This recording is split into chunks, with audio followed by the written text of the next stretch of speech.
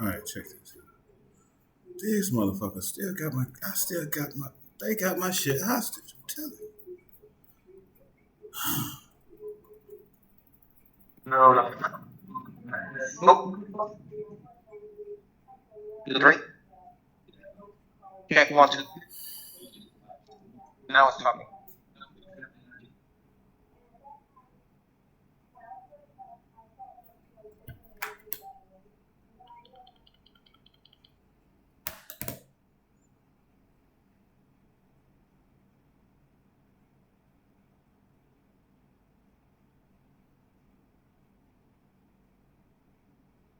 Test 1, 2, 3. Mic check. Check 1, 2. Test 1, 2, 3.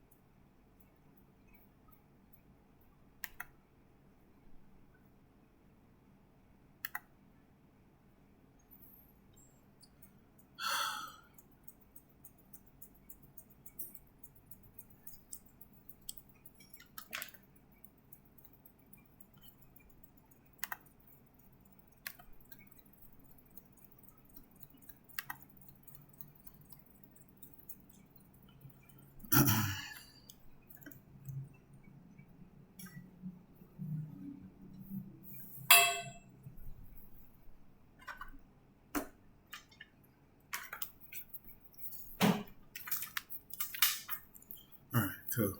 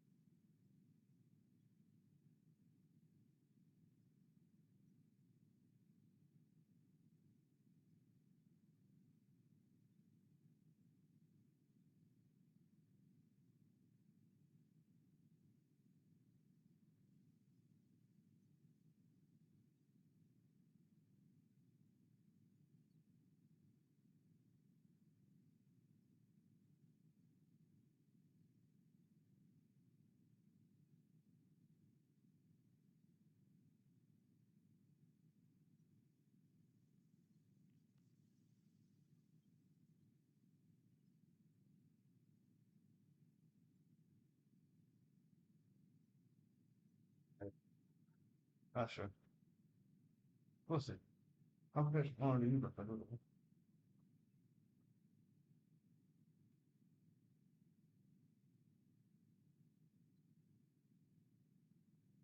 I'm annoyed. They act like they don't know it yet. And I can't even get the goddamn background on my screen. Because I got to be on call. Just in case they need some shit.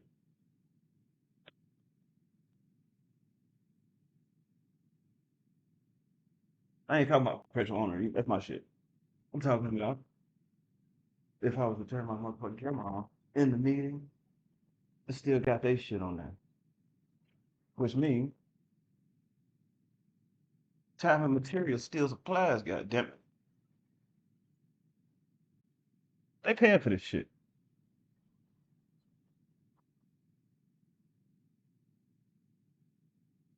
Watch.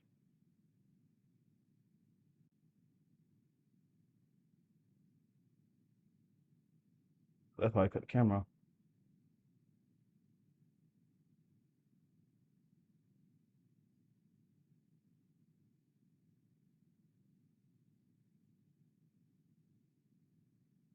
Fuck it. I'm verified.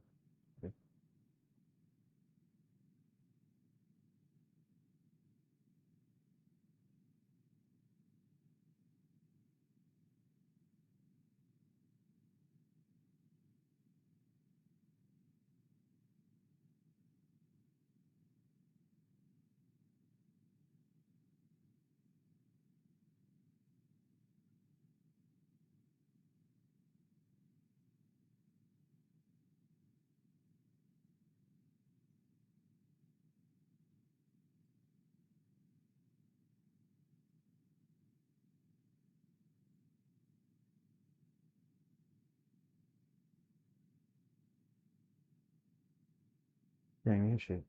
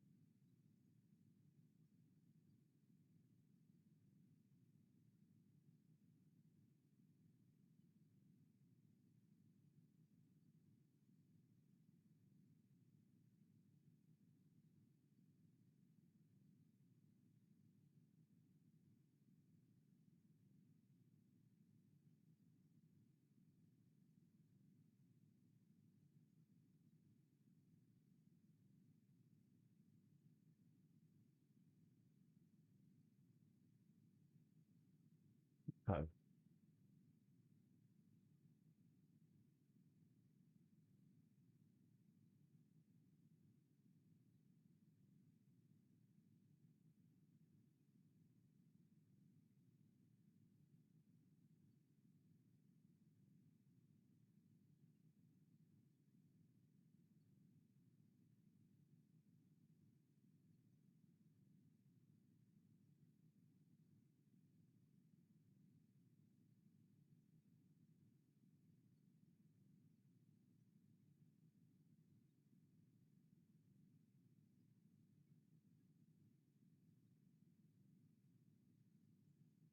I know it's hard to prove that shit because I got the shit turned off where I can't cut the camera on and shit like that. It's okay. I'm in the motherfucking meeting. Regardless.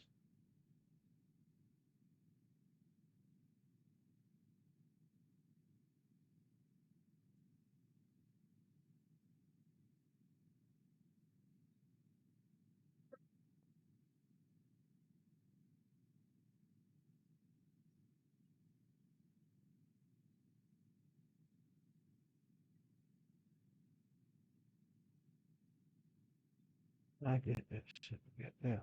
Can I see myself? I at least want to see what the fuck I can see my preview and shit like that.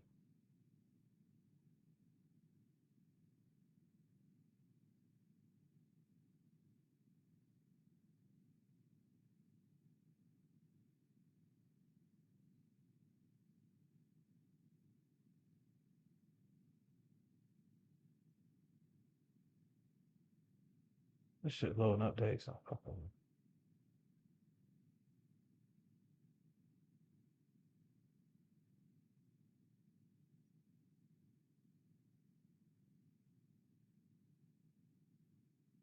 I guess everybody's getting stuff and shit.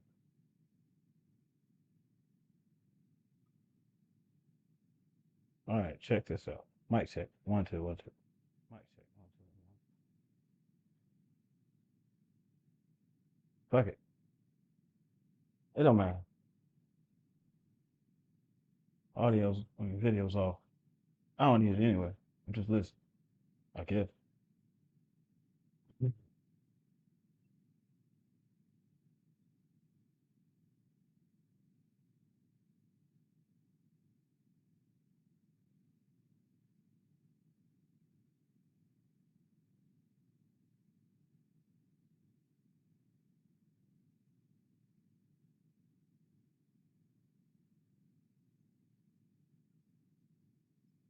So now they having audio difficulties or something. I don't hear shit.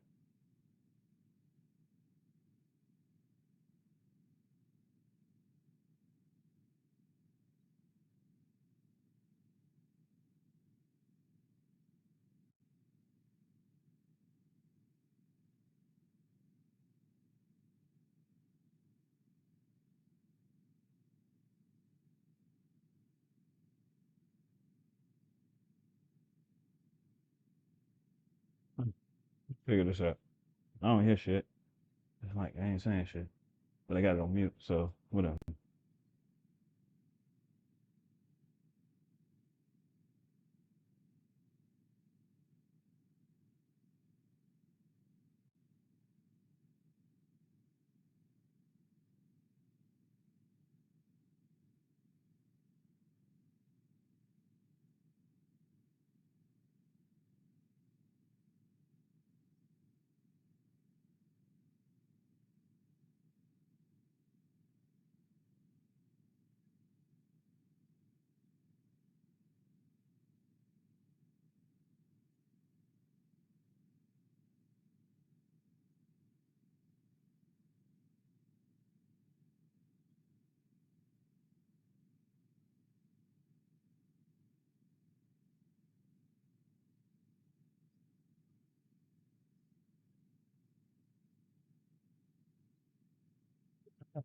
Get off that shit.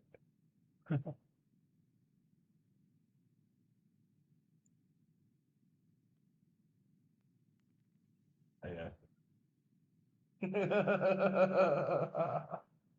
No, sorry.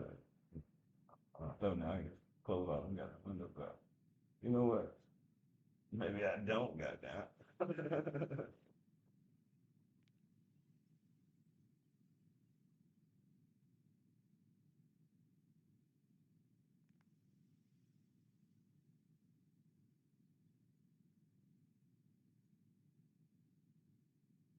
Took that shit off.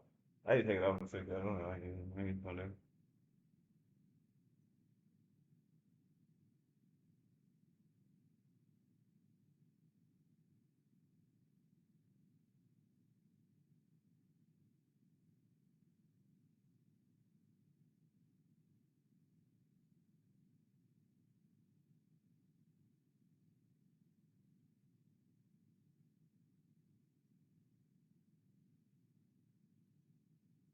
You know,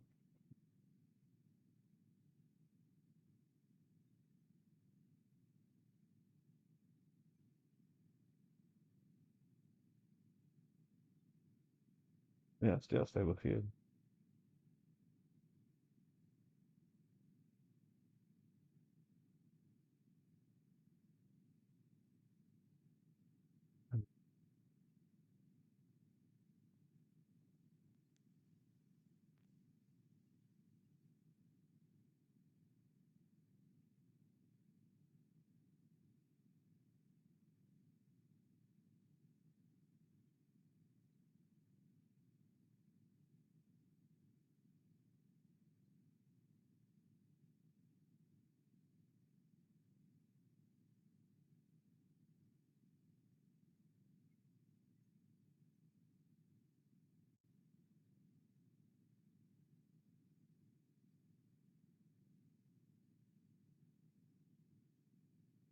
I didn't catch it like that. Makes sense though. I already knew that. I saw it. I saw it.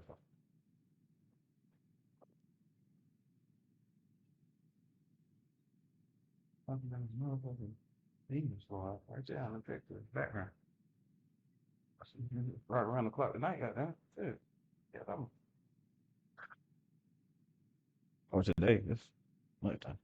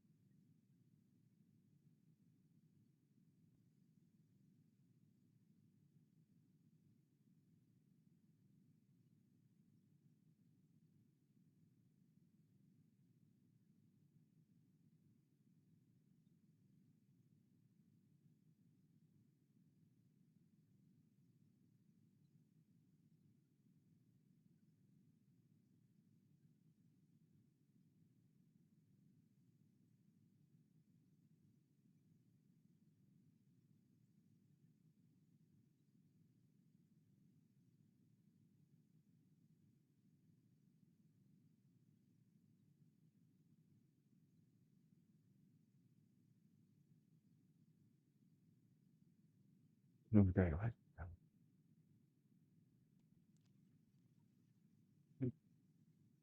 That's it. Oh, so right.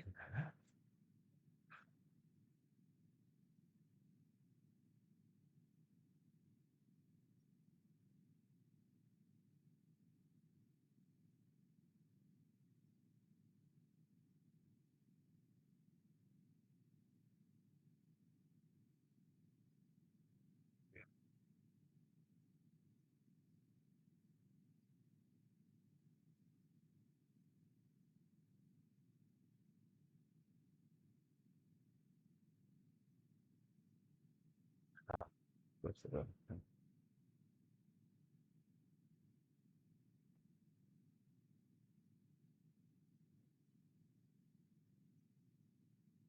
Pick it up, Rich.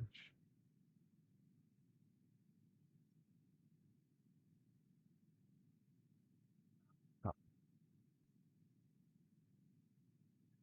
like Craig on Friday and shit. I straighten up the shirt. Fuck it. Let's go for it. What the hell? Right on. You ready? Hold on. I'll be back.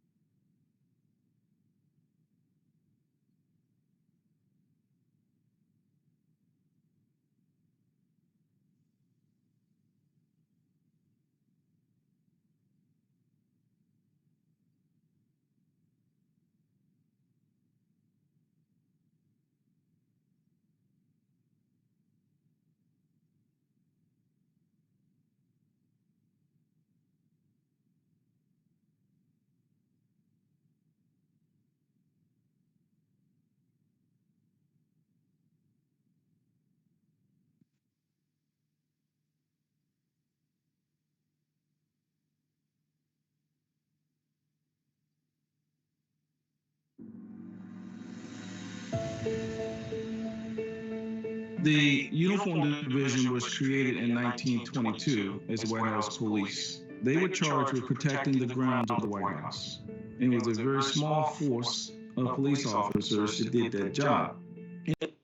The White House Police.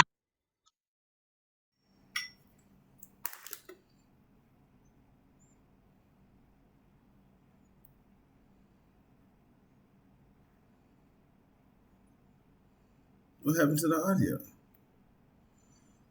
The audio was just on that motherfucker. Come the fuck up. What the hell going on now?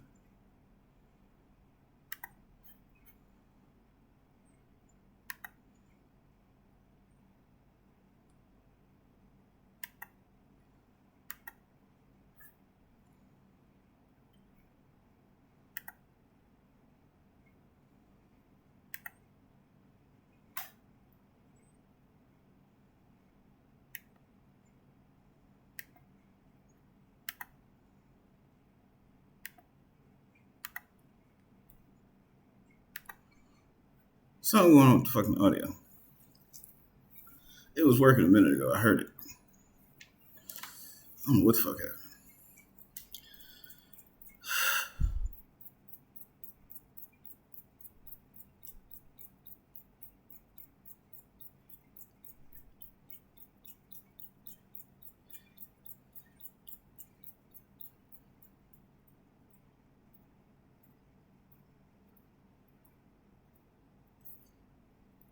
And then there's no way I can like tell them that the audio's fucked up. I don't think they wanted me to put that out there for everybody to hear. Maybe I need to cut it out. Should I stop recording? Maybe I start and stop recording, and then that way I could at least show the beginning of this shit. And then after that, I just kind of keep the rest of the shit for myself. What do you think that's it?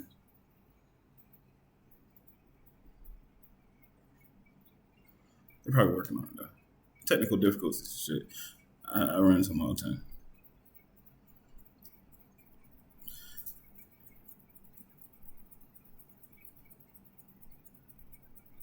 Yeah, I'm with them. Yeah.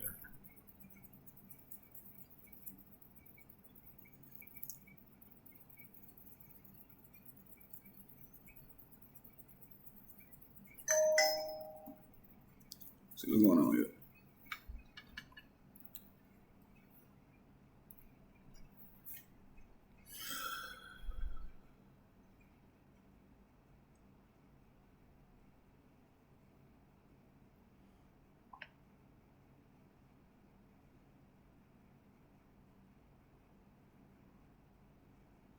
Justice Department and the Department of Health and Human Services announced today progress by the Alabama Department of Public Health in providing access to basic sanitation services, abating exposure to raw sewage from inadequate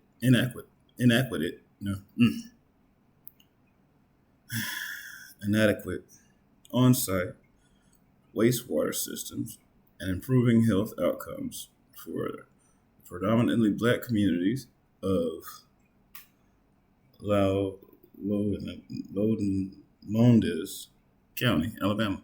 Just in case y'all didn't know that. Coming from the Justice Department. Yeah. What's up with this muted thing, man? I'm trying to hear what the niggas saying.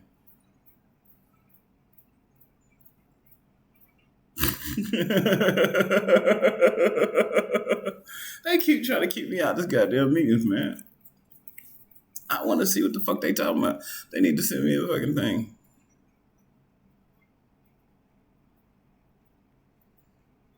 I'm telling you, man. Shit, one thing after another. Now we're gonna cut that shit out. Try to get back up to speed. You know what I'm saying? Shit. Fuck.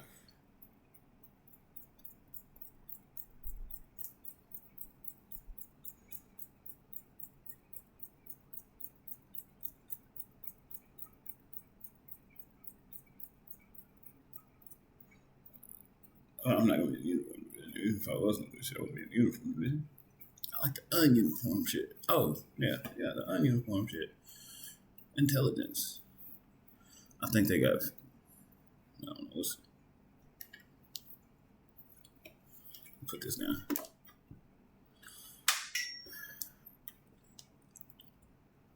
Let me try something different.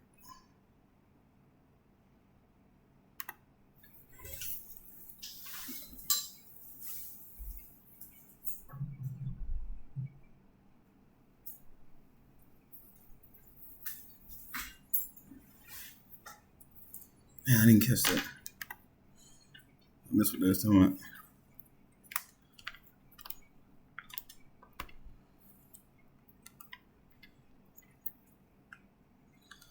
Alright.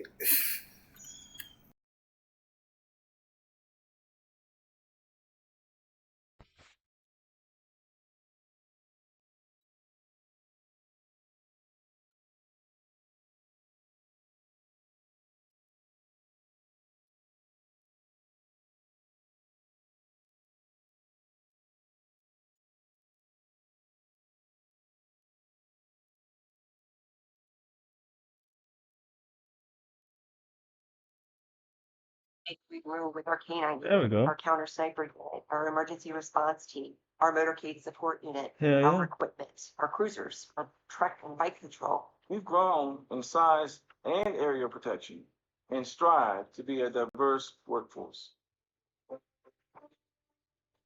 My fault. I guess. Okay. I mean, blame it, Sonya.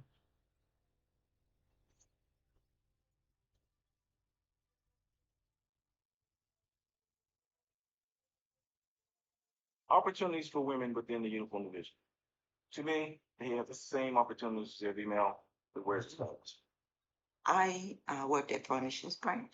I worked at the White House. I worked at the vice president's residency. I worked at Beltsville. I worked at headquarters. I was a firearms instructor. I was a classroom instructor. Oh, I shit. rode the motorcycle. Oh my goodness. I worked on the magnetometers, traveled the world. I got to I ain't done be none of that a shit. part-time coordinator out at Flexi, Federal Law Enforcement Training Center in Artesia, so that was really neat, being on the other Just traveling side, the world for. because I used to be a recruit, so I got to do the other part of it and, help them get here. I don't think I could join any other job that would allow me to do that. And obviously helping the public, because I went to foreign missions when I first started, so that's where police work really was happening. I got to see a lot and do a lot out there. I have tried to be as much hands off as I can, so she can, one, learn from her own experiences, and two, nobody could ever say she got something because I intervened or I helped her along. Yes, he's I think I been saw hands off a big rainbow way, fucking too. but when I need him, he's there. Uniform division is the best thing that ever happened. Through all my trials and tribulations, it's the best job that I've ever had. We need to make sure we recognize these folks, and I intend to continue to do that. But in doing so, I want to make sure that everyone else understand who we are and what we do, right? We are absolutely a critical part of Secret Service's protective mission, and we do an outstanding job at it.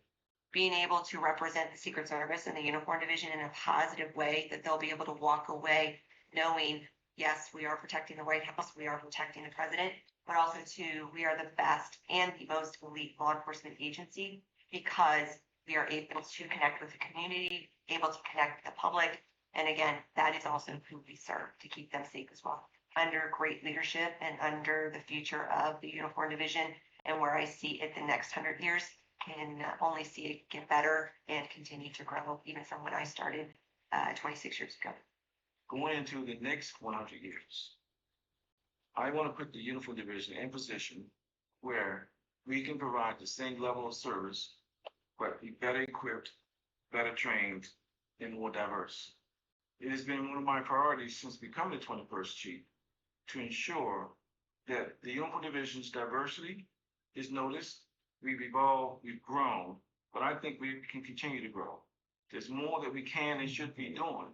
And as we build up our resources, the Uniform Division will no doubt be responsibilities to help this agency accomplish its mission.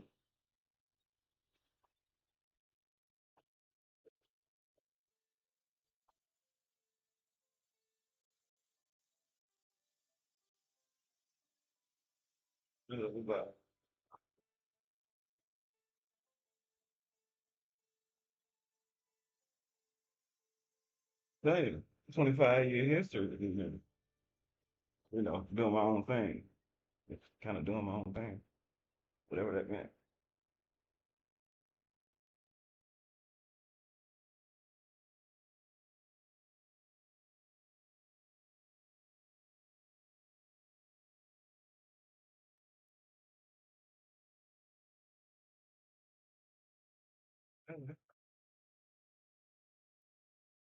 Plenty of diversity. And that was the thing. Way had a black partner. I don't remember his name though. I'm having such a hard time remembering his fucking name. Ah, it annoys me looking.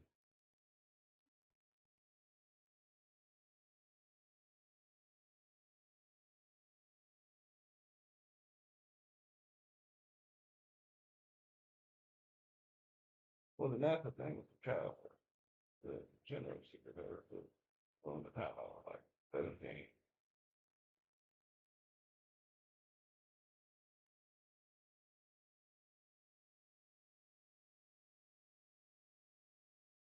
I checked one for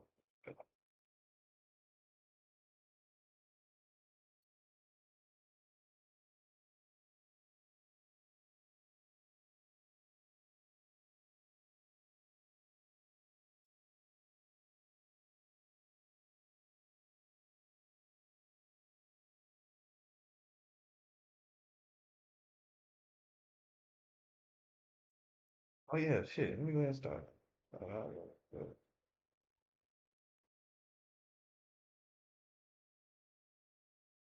Oh, by the way, this is a reminder that I'm billing this time to Prove Partner LLC.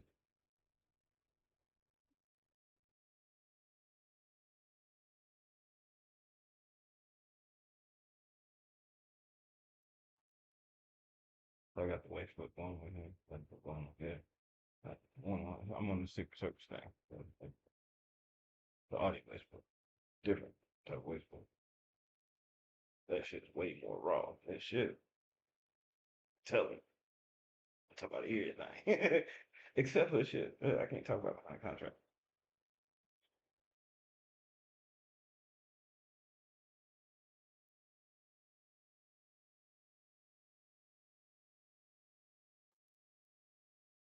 Oh shit, they got a dog out there. One time with a dog. One time my puppy later. Fresh paddle. One paddle.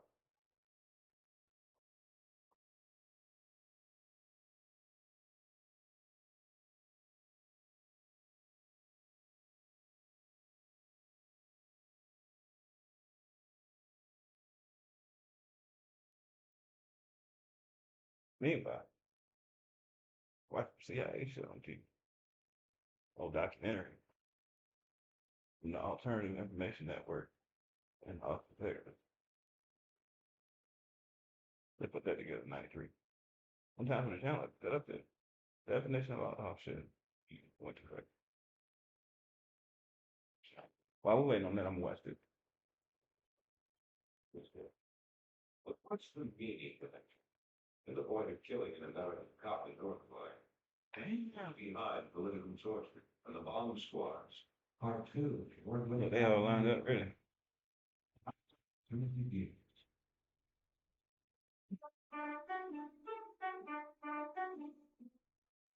While they getting the meeting ready.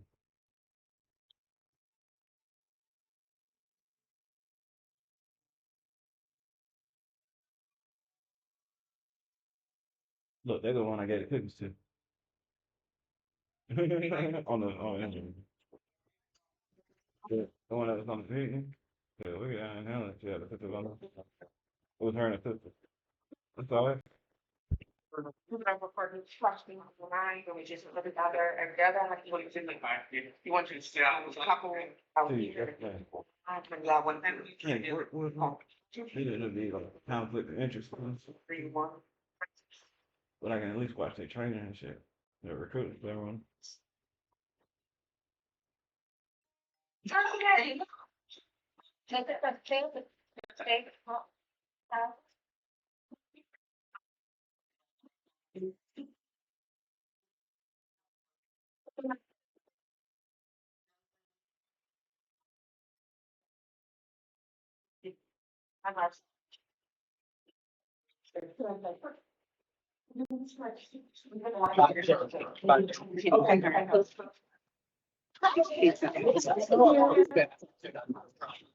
So good afternoon, everybody. Hopefully you got a chance to grab some refreshments before you have a seat. We are currently in the process of grabbing some more chairs, so you don't have to stand for too long in the back. I know you're ready to take your weekly test to get hired on, but we ain't gonna make you stand too long. But in the meantime, I'm gonna start off with introduce myself. My name is Sergeant Rose. I'm out here as a sergeant at our training facility, and I'm allowed the panel to go down, and then we'll come back to K9 and allow himself and his dog introduce themselves, but I'm allowed the panel to introduce themselves. Just a quick little intro about themselves, and then we'll move on. Hi, I'm Inspector Georgie Caligeris. I work at the White House branch. I've been on for 18 years and I've been a supervisor for 12 of those. Good afternoon, I'm Sergeant Nelson. I'm currently at the Foreign Missions Branch as the Mission Liaison Sergeant. Been on for 10 years. Good afternoon. My name is Sergeant Technician Larry Clark. I'm a member of the Emergency Response Team. Been on the job for 20 years. Been on ERTs for 18. I've had a K9 for 15 years as well. Good afternoon, I'm Officer Madison Fraser. I started this last March and I work the midnight shift at Point. Good afternoon, I'm Technician Wrecker, currently assigned to the Crime Scene Search Unit, and I've been on about 2 years now. Hi everyone, I'm Officer Technician Dwyer. I'm assigned to the recruitment team. Previously, I worked at the White House branch and I have been on the job for 7 years. All right, how you doing? Welcome, everybody. Okay. Hey, this is Steve K. All right, I've been doing this 22 years now. Worked at the White House branch, worked at the BPR, at SSD, which is where we do vehicle maintenance at, helping animals, doing it ever since. Got a lot of history, a lot of experience, going to share it. Want you guys, not all of you guys cross over into the organization, so we're here to answer the questions and help. All right, so just to start off, like I said, we're so excited to have everybody here for you to be a part of the family for the day, see what training looks like, being a part of the organization looks like. I would like to walk around the room and maybe hit about 2 or 3 questions. We also have a live feed going, so I do want to give a chance to the panels that's on the live feed to be able to ask some questions. So I want to kind of maybe, if you raise your hand, I can work the room, and then we'll address it along the panel in regards to maybe the person who has the most experience in regards to some of the questions that you have. We have prior military, officials, K-9, coming from all different areas and backgrounds. So we'll try to just leave it with maybe one person who can address that question, or 1 or 2. So is there anybody in the room that would like to start off with a question? All right, perfect. If you want to go ahead and stand up, sir.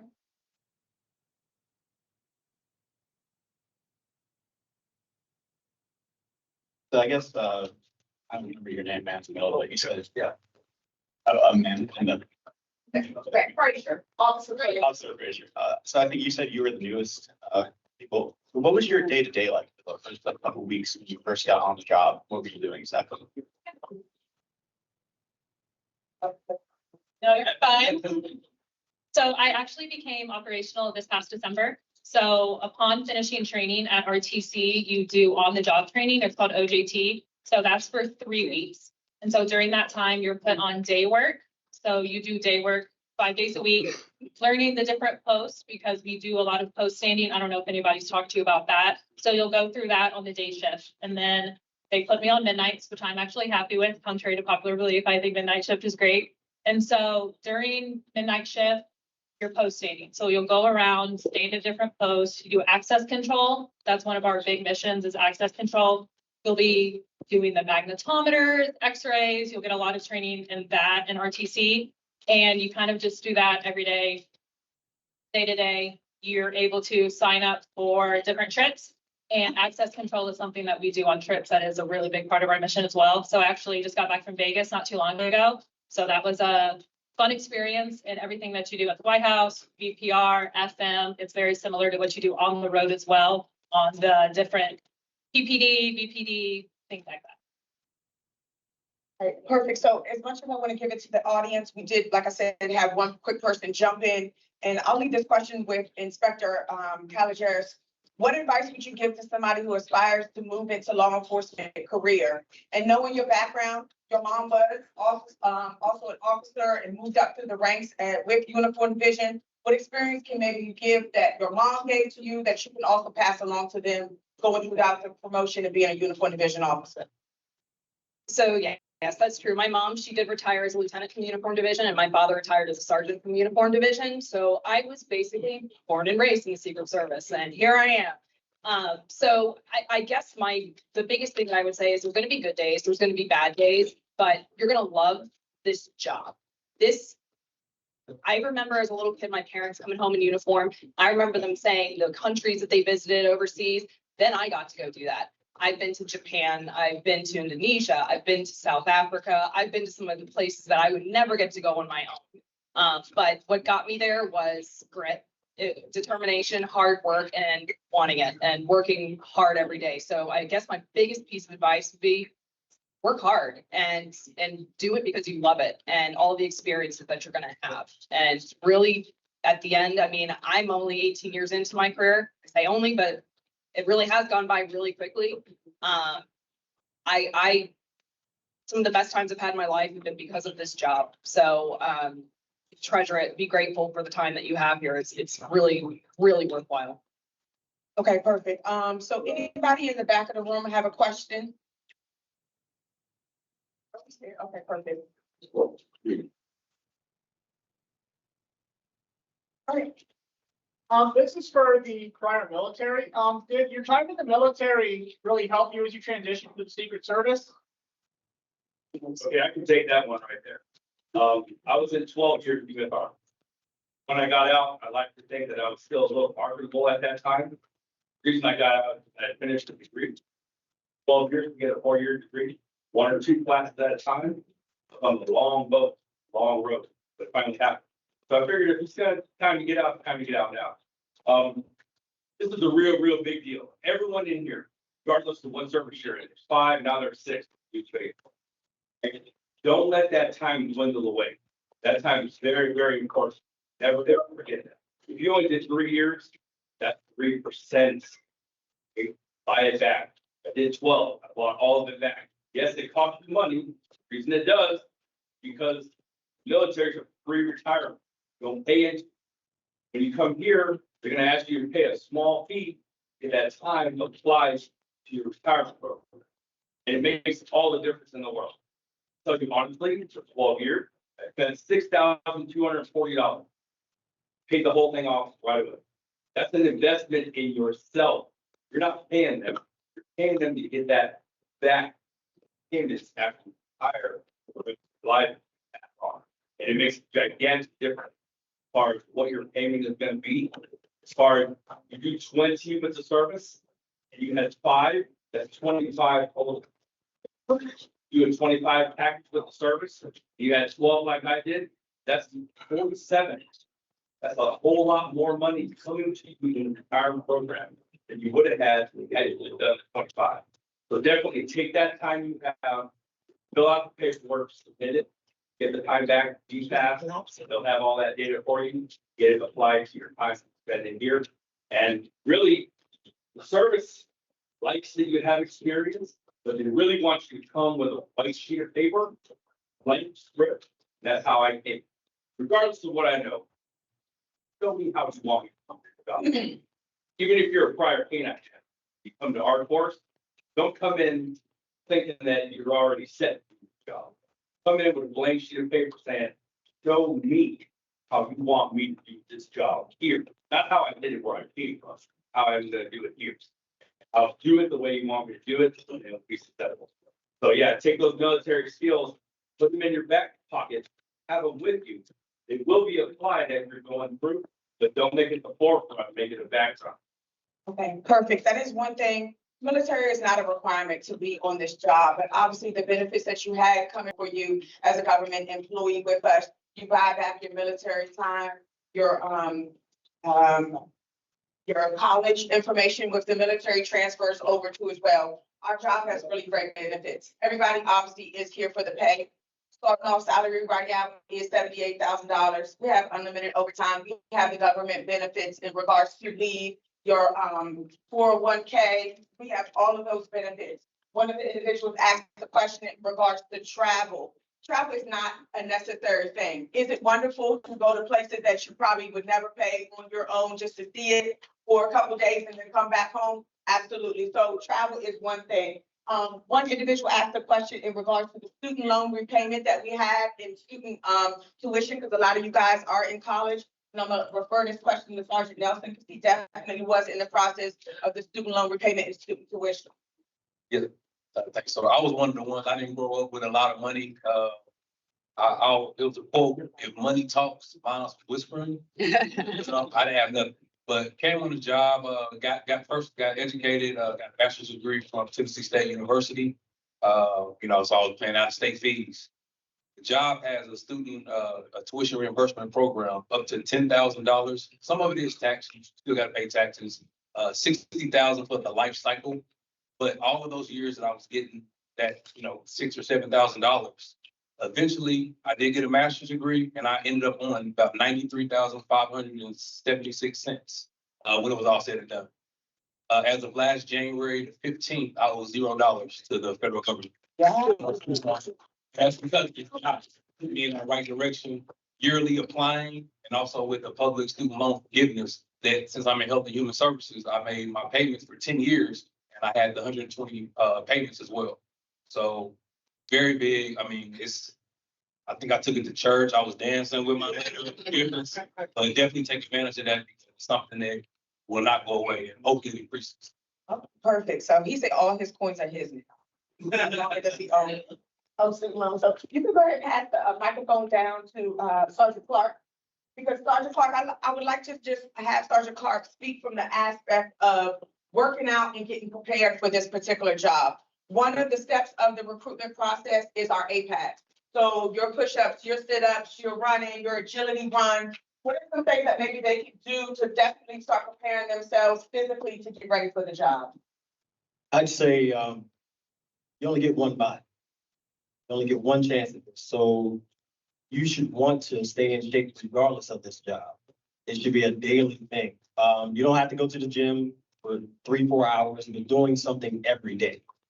You don't really know the rigors of the job yet, so you won't know necessarily how to prepare. Everybody's body is different, but just doing something, stay in shape, doing running, push-ups, sit-ups, because it's gonna help you for the job. It'll put you in stressful situations. You can't really prepare for that, but you can prepare your body by, like I said, just going to the gym or doing push-ups, doing sit-ups, just doing something to stay active, but make it a part of your life. Don't just make it something that, okay, well, I'm trying to get on the job, do it anyway. Do it anyway and stay healthy. Why not? It's because I'm 52 years old, so I'm still pushing, and I'm doing it because I know that if I stop, so I gotta keep doing it. So just, if nothing else, just understand that you wanna live as long as you can and you wanna be healthy, so why not? Absolutely. So it's very important to know that you don't need a gym membership to get ready to be prepared to come on this job. Anywhere there's a ground, you can do push-ups, sit-ups, a lot of just whether parks outside have different locations for you to prepare for your pull-ups, going outside for a nice run now that the weather is a little bit better. So please start preparing your bodies to get in shape for the job. So I did see your hand right here. If you have a question, go ahead. If you wear glasses, are you able to get into training? I could wear glasses right now. You just can't see them because you see contacts. So glasses definitely does not matter when it comes to that. So obviously we will have a physical exam that comes along with being on the job. And one of those things is we will just test how well the glasses work. So that is one of the questions. I would like to pass the microphone down to Officer Technician Dwyer. Officer Dwyer didn't necessarily grow up in the States, so I would love for you to speak from the aspect of maybe being away from home and transitioning and coming into the DMV area to take the job. So I run Tech Dwyer. I grew up in Puerto Rico. So I'm born and raised Puerto Rico. English is my second language. I have been out of the island for about 9 years. So yeah, being away from home is hard, but I always knew that this is the career that I wanted. So I pushed myself to, to get here, improve on my English. I went to college and everything. I would say for the first year on the job, it was hard just because I was trying to get my annual leave and all those benefits that you get from being on the job. But after, I got my first year on the job, I knew how everything worked. I usually go home about 3 times a year, just because of vacation time. And also the job has given me financial stability to be able to afford those trips home and be able to see my family. All right, perfect. Thank you for coming to Puerto Rico here to take the job. One of the questions online was, how can I apply for this Secret Service? We will be posting information online for you to be able to apply. For the individuals that are in the room, QR codes are all over the place. USA Jobs. Anytime you want to become a federal employee, you should have a USA Jobs account anyway. Make sure you set up your settings, your notifications that whenever we have openings, but we do currently have an opening right now. Do we have any other individuals in the room that had a question? Let me speak on that. Perfect. I just want to speak on the flying part. During recruitment is involved. Many of you raise your hand if you received an email from Mike Nash.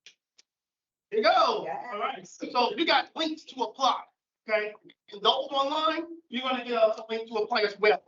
This is a special link because the BAD has authorized us to expedite your process through as long as you meet the minimum qualifications to do so. Sometimes it takes a long period of time for you to get through. But with expedited hiring, it allows us to move you quickly throughout the process. as long as it's something that you're willing to do and you're ready to go. We will be sending the emails to your email account with links to apply. Okay, perfect. Question, please, sir. So, so my question is, like for those who aren't really too good at interviews, what would you kind of like, advise for the interview process, like the super and all that stuff? Want to go ahead and answer that question, Officer Frazier?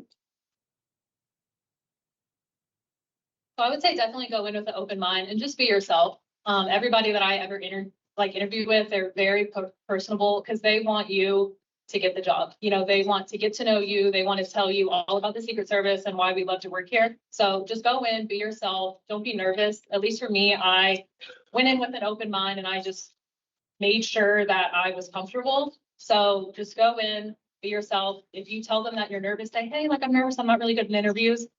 They will just take it at your speed. It's nothing to be afraid or nervous about. Definitely prepare and, you know, just kind of know kind of what you want to say, you know, but go in there. You can take time to answer questions. You know, they're not going to expect the answer right away. So if you say, hey, like, give me a minute to think about it, they'll say, hey, take as much time as you need. So for me, I would go in and don't be nervous about it. Perfect. I get out one more. Yeah, go ahead. Interviews. One thing that I like to do when I go to an interview, I like to write a paragraph about myself, like what are my qualities, why do I want this job? Because I put in for me it works because I'm putting it down on paper, I can review it, I can talk to myself in the mirror, and maybe possibly like write down some answer that I think that interview is going to ask me. And you can write down a possible answer for it. And I feel like that helps me be more prepared, more confident in my answers. And not be the same questions that I write down, but it could be something similar, and I might be a little bit more fast with my answer and not have that awkward pause. And perfect. I was actually going to come to you, Officer Rico. You can address that question, but I have a perfect question for you online too as well when you're done. Biggest thing is be honest. We're not looking at Secret Service for perfect people. None of us would be here. Nobody's perfect. Everyone has made bad decisions. Everyone has done dumb things in college and high school. It happens. The biggest thing is just be honest with that, because people doing your interviews are criminal investigators that are very good at investigating people. That's what they do for a living. And they will find out about it. They call everyone, they go to your place of work. So we need you to be honest about your past, your history. But that's the biggest thing I can say is just be honest about your, you know. I definitely agree. Honesty is the best thing. You know, you do have to pass a polygraph, so I'd love you to be honest. So Officer Ricker, the online question I think would be perfect for you was addressing and asking about some of our specialty teams. You've been on the job for almost about 3 years and you're currently in our crime scene unit technician. And I would love you to address on that and then maybe some of the different shifts and branches that you've worked at since you've been on the job. For sure. So I'm currently assigned to the crime scene search unit. Just started that this December. So we are a unit of about 12 people, so pretty tiny, but we cover all of DC, any of the White House, BP, foreign missions calls essentially. So we're the responding unit that does evidence documentation, collection. We're trained in fingerprints, DNA collection. We kind of do more of the investigative aspect of crimes that the Secret Service gets involved in investigations with. Prior to that, though, I was at the White House complex for about 1.5 years.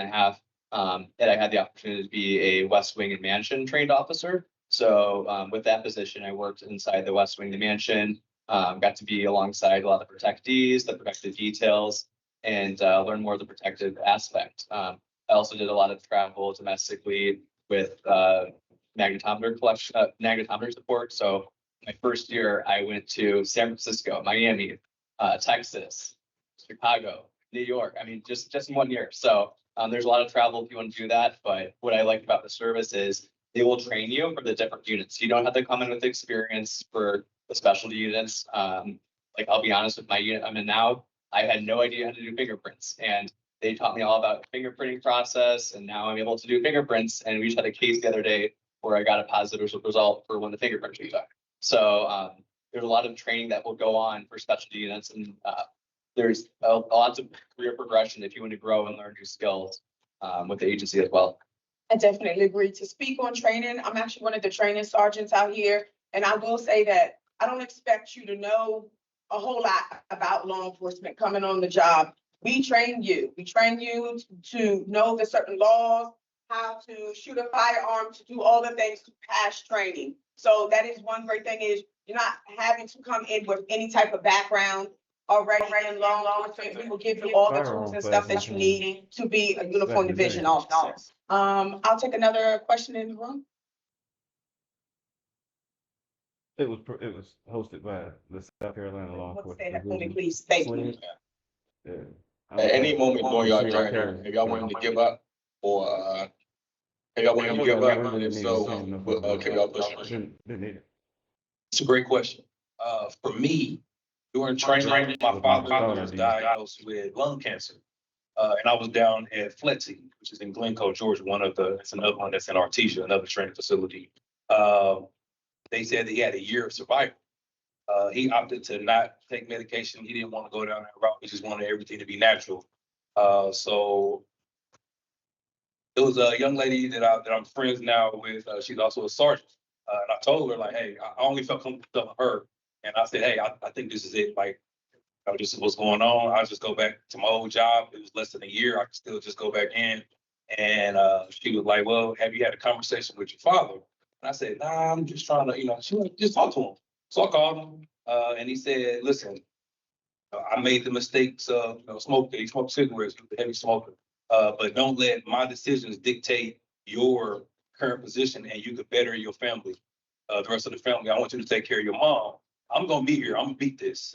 So what I want you to do, my wish is for you to stay in, finish it out, and keep going as high as you can go, and just be that spokesperson for others that may encounter an obstacle coming from a difficult situation or illness or anything like that. So I just took that, man, and talked to some of my fraternity brothers, and they gave me the motivation I needed to finish. That's good. Appreciate that. One of the questions online is, how is the work-life balance along with dealing with family? A lot of individuals on this panel have kids and are married. One of the main things, even as a person, is you make time for what you want to make time for. But we definitely have a lot of things that are incorporated with the job. We do have childcare subsidy. We work a couple of different shifts that you're able to be there, be home with your family, with your kids. So I know a couple of different individuals on the panel would be able to address that. So I'll leave it with Inspector Calageris if you want to speak on that. She is the mom on the job. Yes, I have two daughters found in Finley, 7 and 9. I have used the childcare subsidy when they were in preschool, and I can't tell you how much that assisted because the prices these days are insane. So the other thing is, when I was pregnant and when I had my children, I was a sergeant and a lieutenant at the time. And I was blessed to have officials and supervisors who had been there. They had families. They know the time commitment. As the mom who had to actually take a whole lot more time off because husband can't have kids, unfortunately. So because I'm the one that had to do all that stuff, they were very understanding. I was able to, when I could work certain shifts, it would be better for me because my husband has a job also. Everybody worked with me really well. And now that I'm an inspector, I turn around and do the same. From our point of view as the officials, you are not going to be doing your job well if you're not in the job, in the mindset at the time. So we want to do everything that we can to support you guys to make sure that you can be in the right mindset to do your jobs. And that does include getting the time to spend with your family as much as we can when the work, when tempo, the protective tempo is high, we'll still do what we can. The job is the job. We need to get it done. It's 24/7 and it's zero fail. But when we can, we do what we can to get you home to your family. So you have that support. We know that's important. And we want your family to feel like they have our support also. Oh, I was just going to say, go ahead, Sergeant Clark. So I'm on a different spectrum. I have a daughter, oldest daughter. She just graduated from college on Saturday. Congratulations. Another daughter who's a freshman in college. And I have a 7th grade. So I've been doing this for a long time. It's not easy. Don't listen to anybody in any career that has a family. It's hard. There were times when I didn't miss many birthdays. I may have gotten in late, or I may have had to leave early. You just have to manage it. And you have to have that conversation with your significant other. it has to be a down and dirty conversation. It can't sugarcoat it. Because you're gonna miss things. You're gonna be tired. You're gonna have to, like I said, leave events or not have to go to events. I'm a Q. For those that don't understand it, I'm a college attorney, so partying, you just getting out of college, you wanna go hang out and party this summertime, you're not gonna be able to do those things. It's the quality, it's just the fact. But it's something where the end game, to be up here and to have a career for 10 years, 20 years, 25 years is worth, it's worth it, so. Thank you. I want to take another question from the room, if available. Okay, want to go ahead and stand up, sir? Thank you.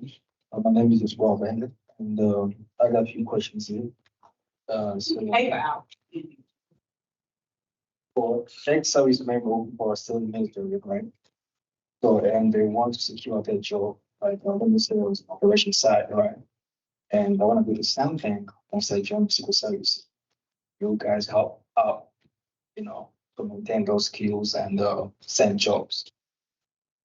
I would say this, coming from the military, a lot of times you do have to hold certifications, and sometimes you might lose that certification. Leaving the military and coming to this job. So I will say that when you work in certain locations along with the job, we do re-up and maybe definitely bring into any type of background and certification that you have. We do have a airspace unit, which is really great. So we do have a lot of people that were prior military, that were Air Force, that currently instilled that were reserves with the Air Force, that they brought a lot of their certification time and over. So I will say that's one great thing about the uniform division. We are well versed everywhere. As you see, K9, we have airspace, we have recruitment, we have our emergency response team, our crime scene officers too as well. So any training that you have and bring to the job, we definitely want the best out of you as an officer. If you feel like you're a great fit, we'll definitely transition you into that. So I know you had your notepad, but I just want to spread it out across the room. So if we don't have anybody else, I know where to find you in the front of the room. Okay. All right. Hold on 1 second. I want to address in the back. Got a question, sir? Don't be shy. Go ahead, stand up for me. So I have an EMT certification. Does that do anything? Like, can I bring that over? Yes. Well, we definitely make sure that all of our officers are EMT qualified. Some levels a little higher than others. So definitely, as different things happen at the White House during certain events, we would prefer maybe a higher level EMT technician. So if you're bringing that to the job, that one great thing that would be helpful that you could put down on your resume, and we'll definitely bring it into play. Okay. And then we'll go to the one. People Manfred will say it only please. Thank you. I don't know if this would be best asked for, I don't remember your name, but you started back in March. But like what does kind of like when you first start, like how scheduling is, if you're kind of just given the shifts that you're given, that kind of stuff. So first starting operationally, like I said, for the first 3 weeks they're in training, you're on day work. And then they'll give you a shift, just kind of depending what's available at the time. Today was actually, it's called the pick. So I got a call today, just giving me whatever shifts were left available, and I got to pick from that. So I actually chose to stay on the midnight shift. So that just goes to show you how much I like it. Make more money on midnights, 10% more, 25% more on Sundays. Big incentive, really adds up. So like I said, when you first start, you're kind of just given what's available. And then throughout the year, if maybe different shifts open up because more classes are coming in, you'll get a call to switch and switch your off days as well. So my off days now are Tuesday, Wednesdays, and for midnights, that's Monday night, Tuesday night. And like I said, there's day work, C-section, which is kind of a midday shift, and then I'm on A-section, which is midnight. Okay, perfect. We have two great questions from online. One of the questions is, why did you join? What made you join the Secret Service? I'm going to speak on this one, and then I'll have Technician Stevens speak in. I'm going to be honest, I went to Bowie State University right down the road, and I went there playing softball. And I'm not going to lie, up until my junior year, I majored in eligibility. I mean, I played, and I got good enough grades to be able to play softball. But obviously my junior year, I knew I came down to the wire and I had to make a decision. Very much like where you're at right now. I went to a job fair in DC at the time, and they had all different law enforcement agencies, and I just went to the right table. I came on the job right away at 21, and not to age myself, I have 21 years on the job. So close to retirement, but I have to stay a little bit longer because my kids are spoiled. So that's how I came on the job. I do have prior law enforcement and military within my family background, but that's how I came here. So I'm going to give it to Officer Stevens and he can give his background. All right, so real easy, real quick here. For any of those. Last time I heard one say to age myself, but. Like I said earlier, time is important.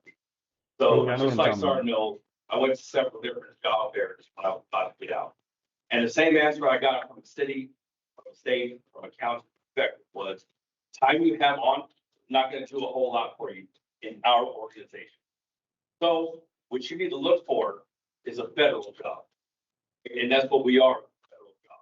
And let me say one more thing. You meant 75, right, Start? 78,000. 78. All right, let me tell you all right here in the room right now, someone who's been doing this a long time, you are never just gonna see that number. Ever. You can forget that number. That's out the door.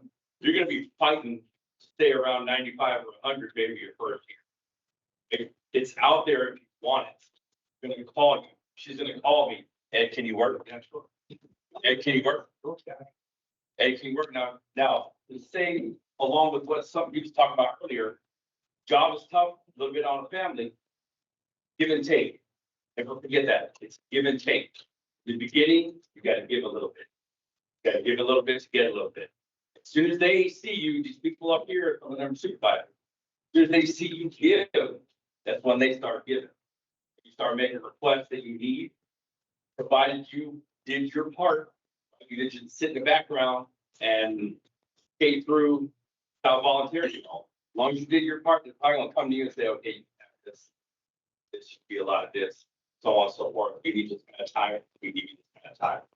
All right, but obviously for me, government time was important. I wanted to keep it going. Didn't want to lose all that time that I had in. So the federal aspect of this job was very important. And yeah, forget that. No, that number never happens. They're gonna hit you left and right and center. And yeah, smile and check them. Absolutely, but pay your bills and smile, same time. And then I have this one last question and then we'll work the room again. The one question is, what type of equipment do you guys utilize and do you utilize body cameras? Currently, we're not utilizing body cameras. It is a topic of discussion, but some of the equipment that we have on our gun belt, obviously we shoot the Glock, we shoot long range weapons, SR-16. We do have tasers. We do have OC spray. So if it is not something that you're well versed in, that's fine. We have some of the best when it comes to some of our firearms instructors and our instructors to be able to get you up to speed to use some of these intermediate weapons. Do we have another question in the room? I think when I walk, if you mind standing up for me, please. Okay, so no question is stupid, right? No. So the thing about it, I'm a student pilot, and I want to see if there's any chance that maybe the Secret Service can fly an airplane. It does sound correct. Well, currently, right now, we don't fly planes. We fly drones. I don't know if that's something that you're good with. That is one great thing with Secret Service. We are all over the place, and we do have to work with other law enforcement agencies. We do work with other law enforcement agencies in regards to their flying the plane, but we just riding on it. So same job, but they doing all the work. So that's how that works. But we do have drones, and like I said, we do have airspace. So that's also something that maybe you might want to consider, so you can still keep that going. You want to? What's up? Stay up, sir. I wouldn't mind playing with the drones and shit. With other agencies like US Marshals, FBI. Back in the day, I used to want this remote control airplane I before would they had say drones. definitely all the time, but I'm It's just something I allowed thought was crime cool scene as technician kids. Ricker speak on that one. So we work at crime scene, we work all the time, almost every day. Because we support as well, we'll help other agencies as well. We have a really good working relationship with ATF. All of our DNA goes to FBI. Back when like They use remote our control all the airplanes, time, like for those and their lockups and they're usually just do DNA swabs on their individuals. So we can't do the work that we do without other agencies. So we work with all the federal outfits too, every day, basically. So it's every day. And the military too. We rely a lot on the military for our protective side of the house. Perfect. I just want to address one thing online. I know that's where the record store Taking the building job is. with I need to uniform check that out, division too. means that you have to move to the DMV area, the DC, Maryland, Virginia area. So I do kind of want to put that out there because a lot of people are kind of confused with that. Sometimes they think that maybe the job might take them back home. You will have to come and move into the DMV area. We also have people who drive from Pennsylvania, West Virginia. It's a little bit of a long ride to work your 8 or maybe 12-hour shift, but just make sure that you are aware of that. So some people maybe not being from the area necessarily, if taking the job, you will be in the DMV area. But I'll take the next question.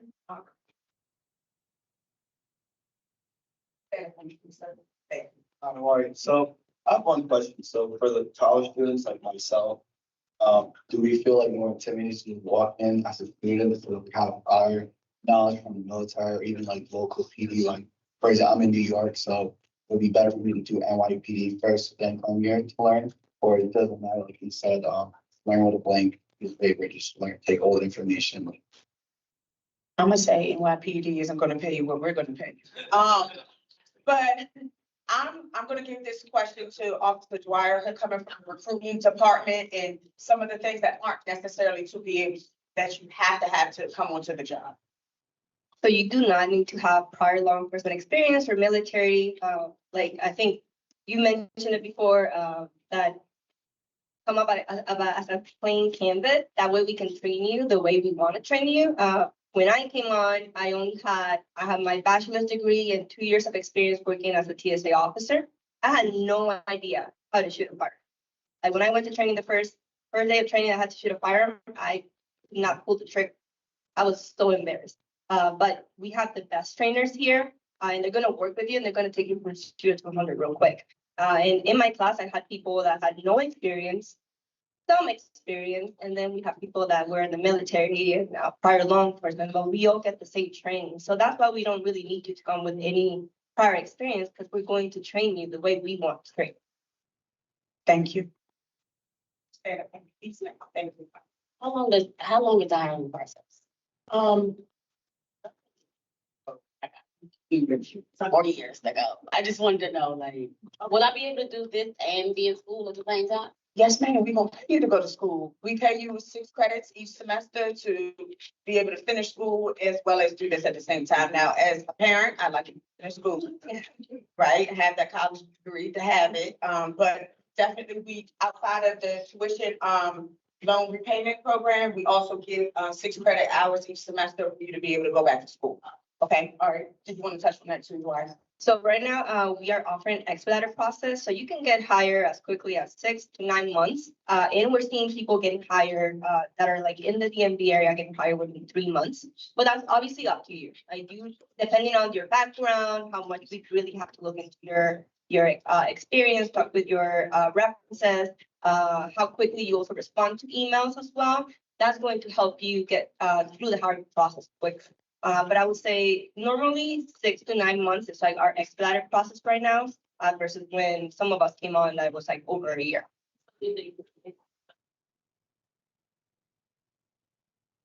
No, a bachelor's degree, no, it's not required. You can apply if you're still in school, you can apply. I recommend applying up to, in your last semester of school, like 6 months prior to graduation, because sometimes people graduate and they get the offer and they go to training. So, which is great. So we highly encourage people applying in their last semesters. Okay. Yes, go ahead, sir. Thank you, Officer Dwyer. I just want to add that the hiring process is incumbent upon you as well. So you're going to be given some set instructions, for example, to schedule your test, take your test. And that's incumbent upon you to schedule it as soon as possible. You're going to be given a range. So some people end up on a longer range of the hiring process of 6 to 9 months because they are more slower in getting documentation that is required for the job, getting information to complete the application process. So what I'm saying is, start getting all your contacts, all of your paperwork in order, your transcripts, everything in place that you're getting moved throughout the process. Because this team right here has been charged with the deputy director of the JPAC to move people as quickly and efficiently as possible. And that's what we're going to do. But we just actually just have a way and just make sure that you have those things ahead of time addressed. And that's why Mr. Nash sent out the emails in order to get you a head start. And then later on, as you'll find out, those of you who are applying or who are moving forward, there's another section where we give you further information about that. But it can be as quick as 4 months. It can be as long as 8 months. It really just depends on you and make sure we get those documentations. Absolutely, that's very true. The one thing I'd like to address is, raise your hand if you received this email in your junk mail. I know a couple people reached out. You have to check your inbox as well as your junk mail. As much as you check your TikTok and your Instagram and your Facebook, you need to check those inboxes as well too. If you want a job, you make time for what you want to make time for. So let's be checking the inbox as well as the junk mail for any information about the job. Did anybody agree? Okay, on the back side. Real shit. I got some wild shit in my spam. Straight up, she was right. Microsoft. So I'm already a certified instructor in the state of Ohio. I was wondering what the process is to become an instructor through the Secret Service and how long it would take to become. I would love some new instructors. But obviously you have to go through the process, know the job. For you to be an instructor, we have a multitude of instructors out here from driving, firearms, control tactics, actually classroom portion. So we would love you to do that. But as specialty teams, and I know that was one of the questions I was about to address, you have to show your time on the job to get in some of the specialty teams.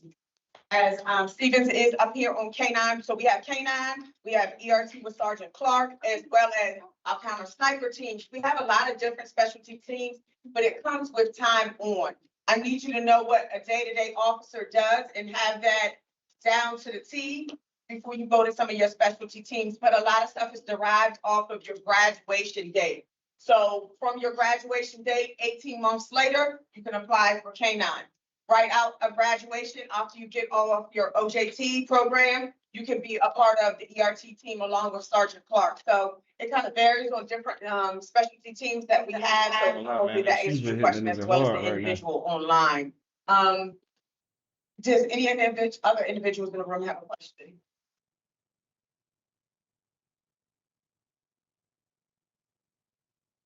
Why there was a bear? So I took the test, I would say a few weeks ago. I just wanted to know because it told me after I took the test, I couldn't apply due till July. So just say if you don't pass, what is the time frame on the test taken? Okay, I'm gonna leave that to recruit technician Dwyer to answer. So you took the entry exam and you failed? Yes. So you have to wait 3 months from the date that you failed the exam to reapply. All right, I will say though, not everybody gets it the first time. You can try out for a specialty team, you can, the APAC, you know, the entry exam.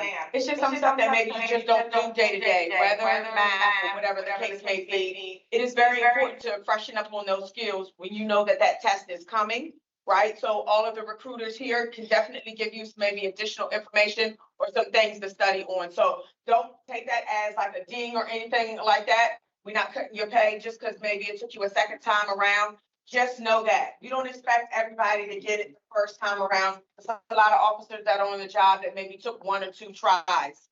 All right, so just put in the time and the effort to study on that. Okay. I'm going to add.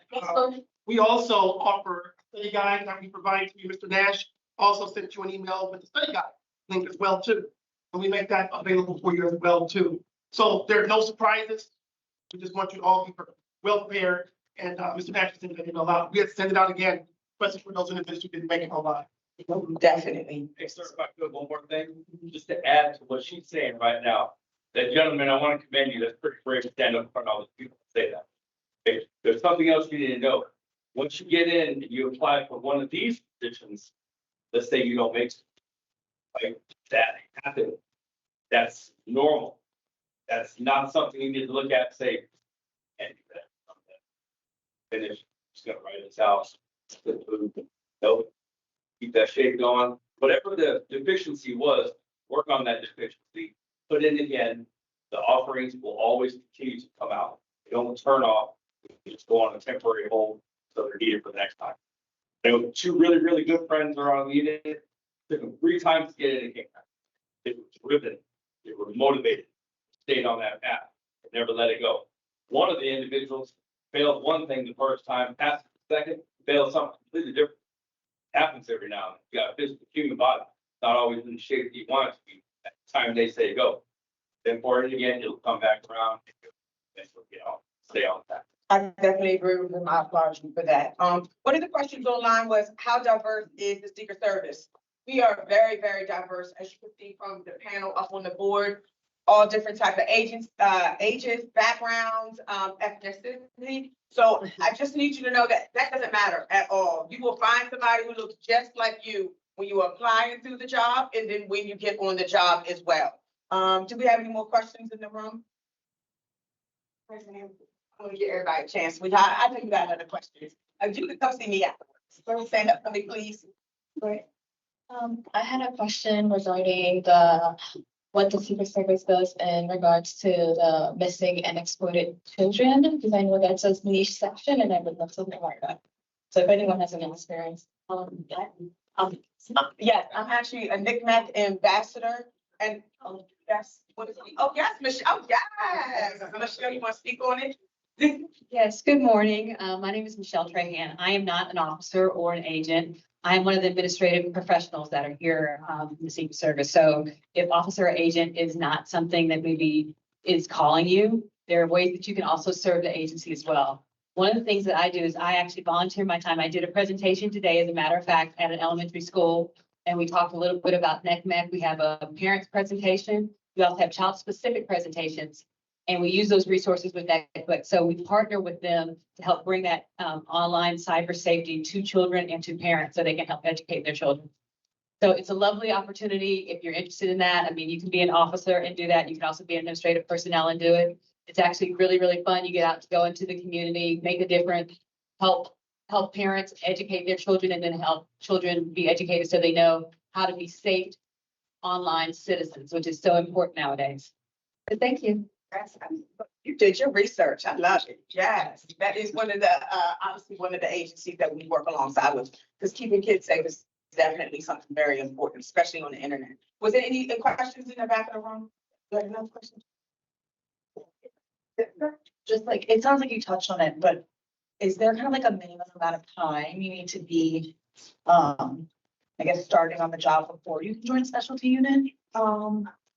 Like I said, it kind of varies on the specialty team. It comes from right off of coming off of the on-the-job training up to maybe about 18 months. But some of the units, very much like K9, it comes with a lot of responsibility. I'm giving you the responsibility of the dog, a take-home vehicle, and all the things that come along with that. So I need to make sure that you square it away, have the maturity to be able to make some of those adult decisions, because you're kind of working you and your dog. So that's why some take a little bit longer to come on the job than others, okay? I want to be able to just close out on the panel up at the front. Just anything that maybe you felt like we didn't touch on that you would like to bring to the table, and we'll go from Technician Dwyer to the inspector.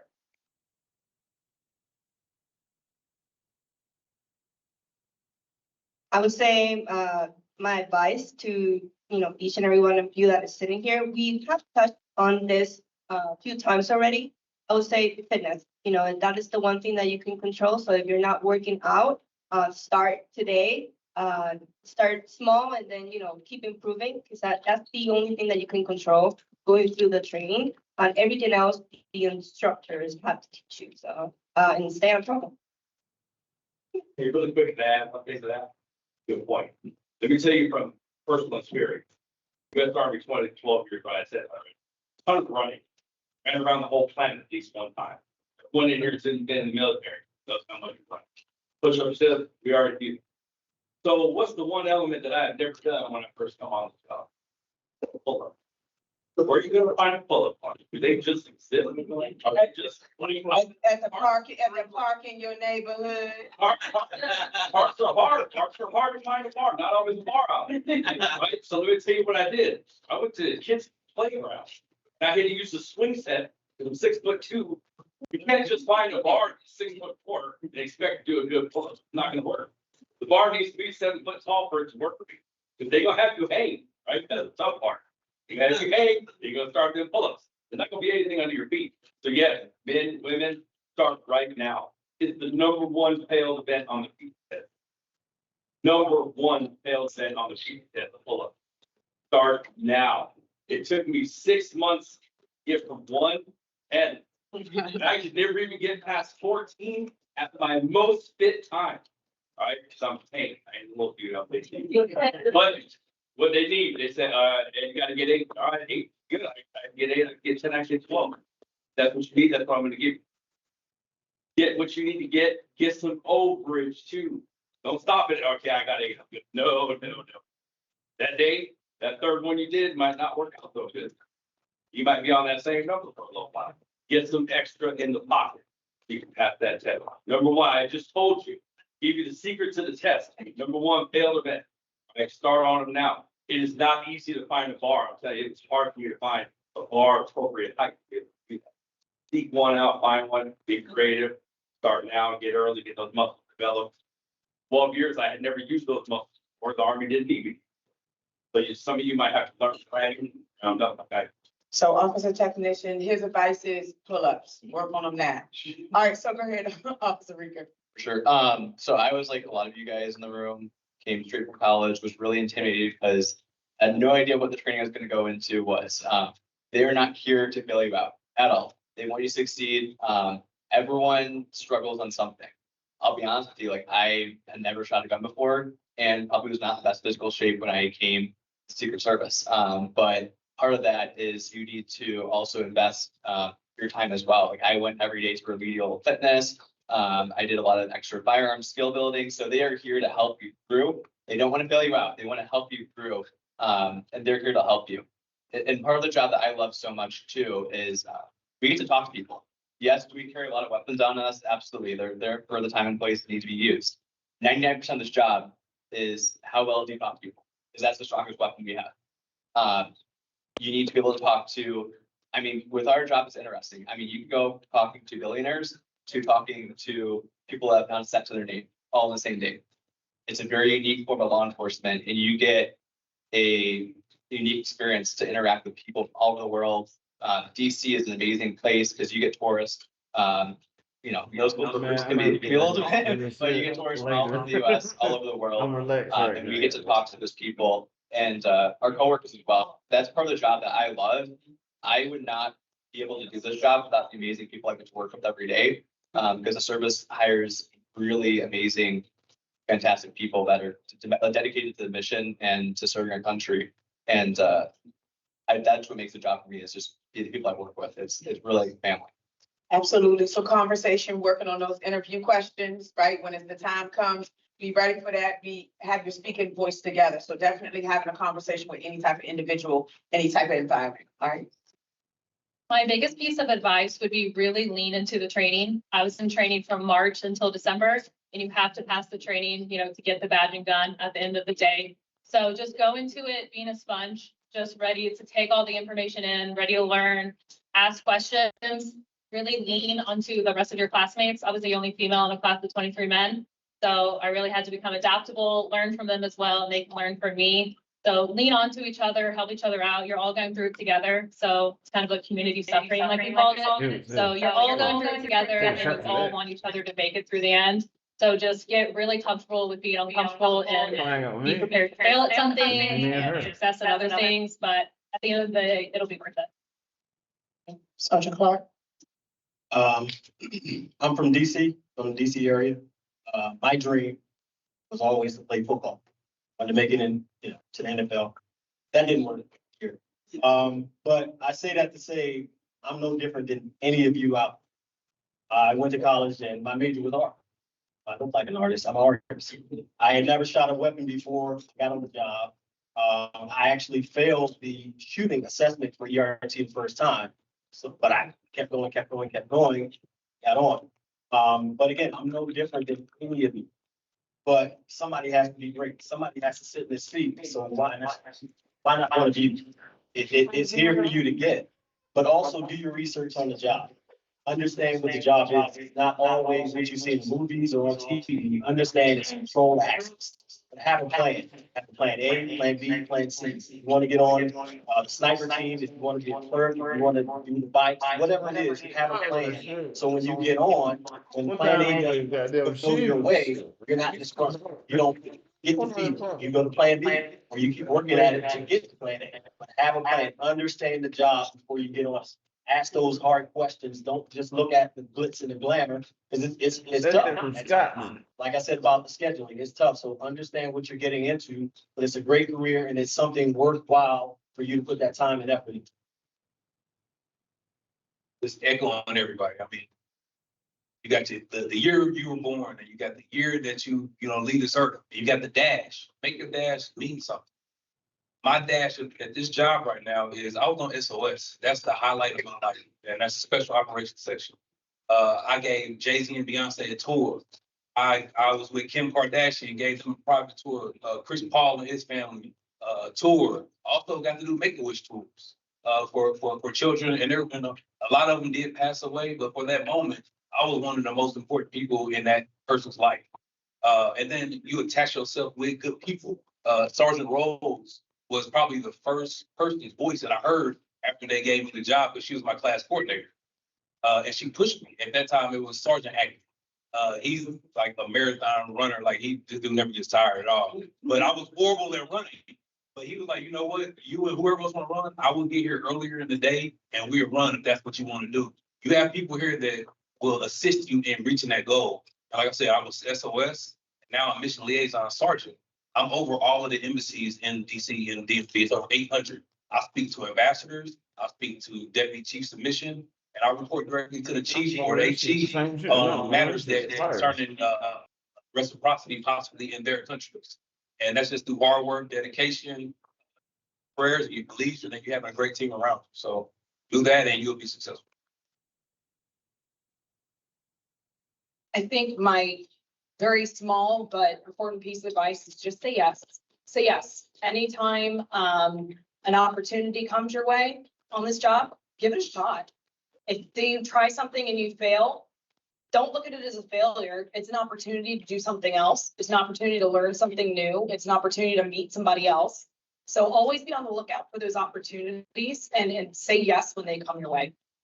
Absolutely. So to close it out, my best piece of advice is to know that the Secret Service invests in all the different employees. As you've met, Uniform Division, you have Special Agent, we have our APT administrative staff. We invest in you from your mental health. We don't just pay you well, right? So all different type of avenues as you go through your ups and downs in life, we invest in you as a family member with the Secret Service. You're just not a number, right? So just know that when you come on board, you are definitely a part of a big family. So I really and truly do appreciate you guys taking the time to come out here to see some of the different things that we do out in training. Listen and answer all the questions hopefully we were able to answer for you. And I really and truly appreciate you guys coming to the training facility. Thank you.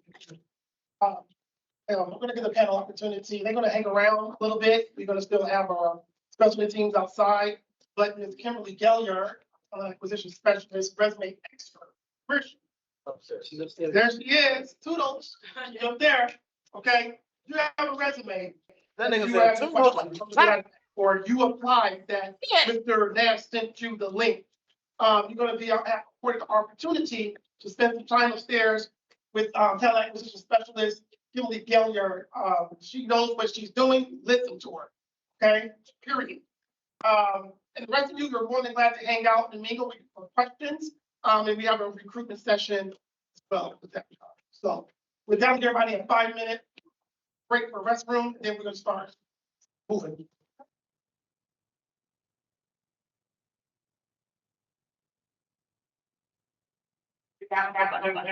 What are you gonna do?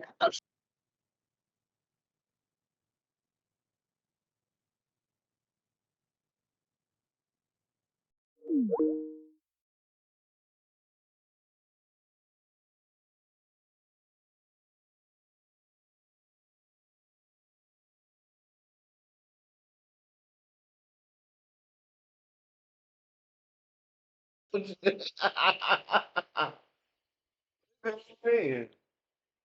See, I had it muted so you couldn't hear me, but I was like, well, okay.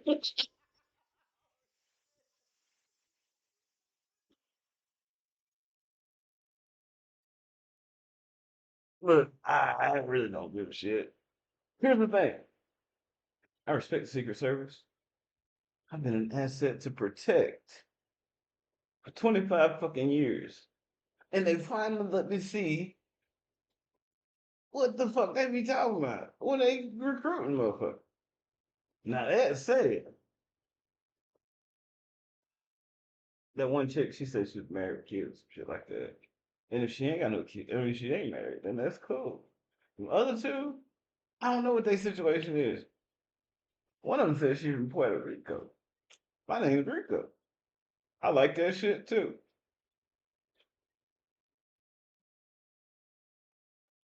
Shit.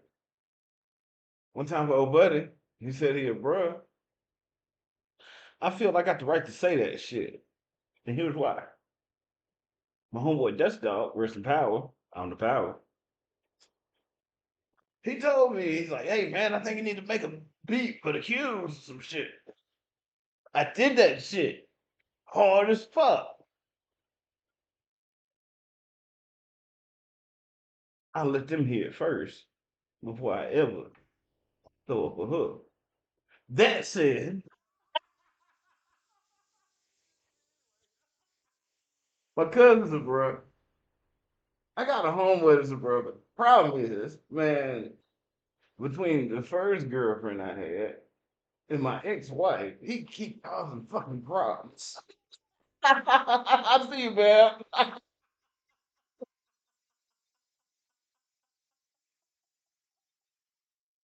That said, my ex-girlfriend, her brother and her cousin, they was all cute shit too. Now, Senator Omar don't give a fuck about that nigga. He was a troll that wanted bread.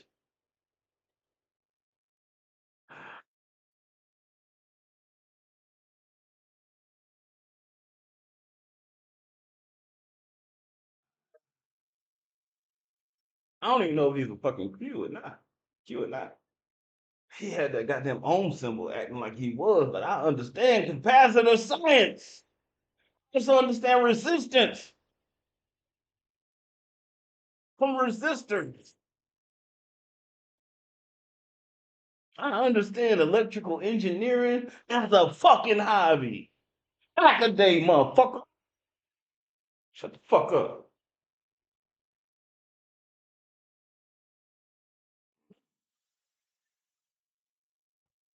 Took some more of this goddamn shoe.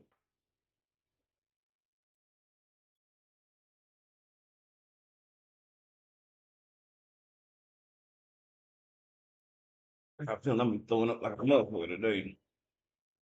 Eat some of this goldfish. Really, mini fish. Mix that. Blend that shit. Whatever.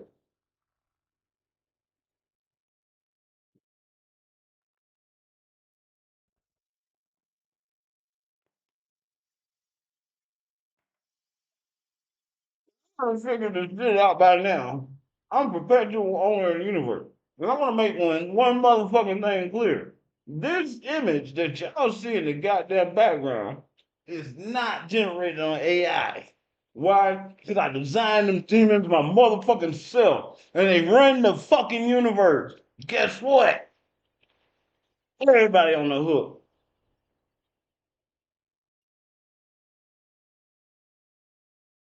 Proof was an example. I can do this shit anywhere, anytime. Now I'm getting ready to start selling keys to the universe based on your motherfucking company because all of his motherfucking indexes are also on the fucking hook, including the goddamn Forbes list because this bitch from Forbes started fucking with me, stressing me the fuck out about whether or not my sister wanted to join her motherfucking trading group. I don't give a shit about that shit. She didn't even make no fucking sense when she was trying to explain it to me. She was trying to tell me about blockchain shit when she was trying to entice me to trade some shit. She didn't know what the fuck she was talking about. She was getting what she needed to get. She still didn't know what the fuck she was talking about though.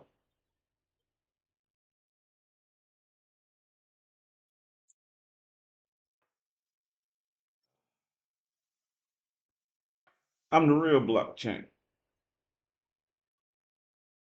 Know that shit. Believe that shit. Believe or bust. Fingers and toes only. If I gotta put my goddamn foot up, and everybody want me to put my foot down, too much fucking work for me. Now I just spit all over the screen and shit.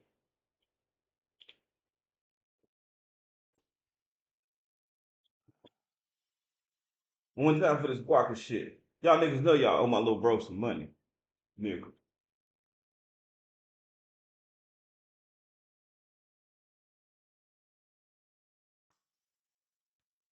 Let me to make sure I get my goddamn cut. Fuck niggas. Anyway.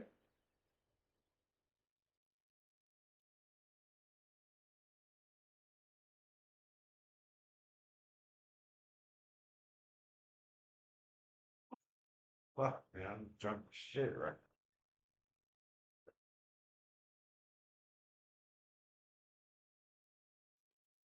One time for Jesus. Jenny man, you just making the goddamn decision.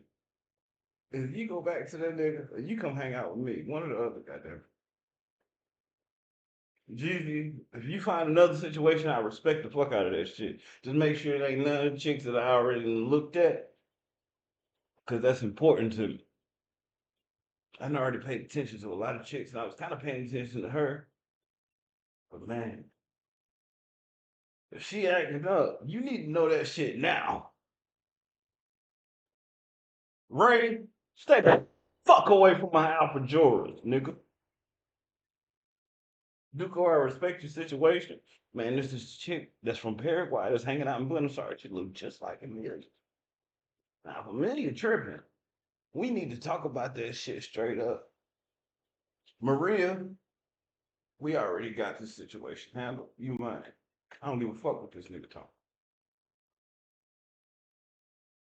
One time, damn it though. You know, I told you. You seen me in person, goddamn. You know who the fuck I am. And one time, Father came in home, girl.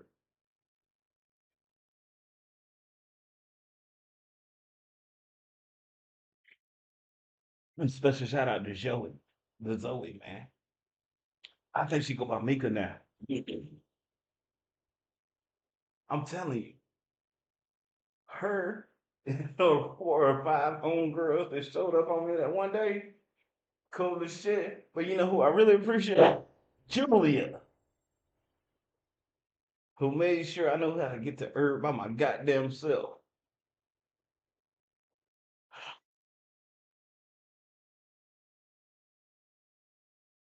I know who the fuck I am. I'm out here hanging out in Paraguay. Skipping over the bridge, I'm chilling out in Paraguay. I control the whole universe, so never will I sell a lie. Hang with amiable devils and I'm trying to find a key line.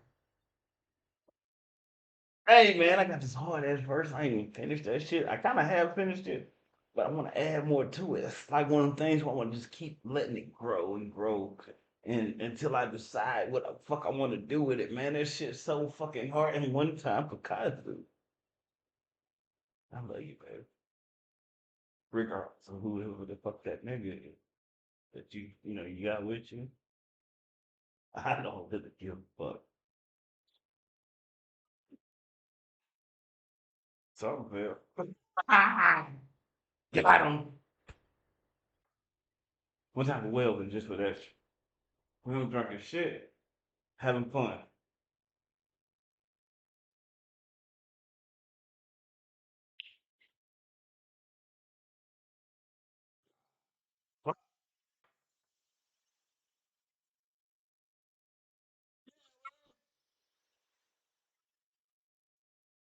don't know what the next step is.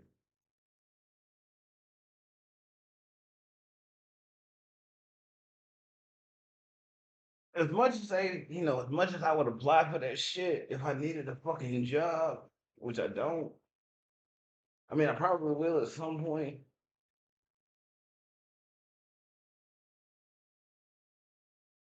Spiritual owner of the fucking universe. So what y'all fuckers don't get is right now y'all running like parallel universe. And one more thing. Two niggas they want out the fucking game. Chris Brown and Austin Hollow.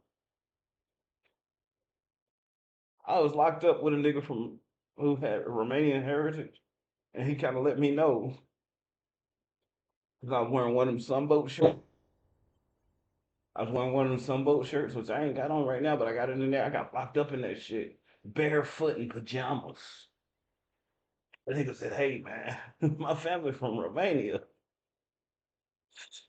You want some chicken noodle soup? Cause you look hungry." Yeah, nigga, I do.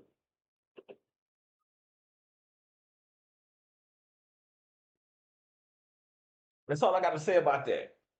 I gotta go out there and see. I'm mad as fuck that Filipina P is jumping off YouTube, but I ain't got no problem subscribing to her Patreon. She look good in that last video, man. Like I want to see what she talking about.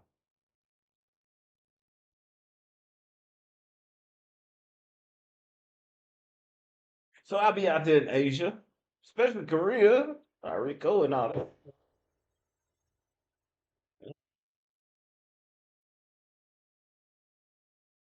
Anyway, what type of gym? My dog out there in the Philippines. He told me they speak the same dialect as people out in Dumaguete. So that's gonna be cool shit. Anyway, I get to dap it up for him in person. I already went out to the other company I used to work with that still got my motherfucking teams fucked up.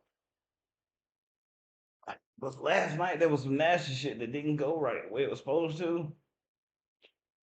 So they're gonna have to come back to the table with me. Otherwise, they're gonna have to deal with the Department of Homeland Security. Ain't that where the Secret Service is, a part of it? See, back when I got to know who they were part of the Treasury. See, I dealt with Thomas Wade Fleming. My homeboy Dust Dog, he did as well. Rest in power in the Dust Dog. I'm the power. Y'all need to know that shit. That said, there was a time when the United States dollar and the Argentine peso were even, and then for some reason, Argentina's peso went way down and the dollar went way up. So guess what?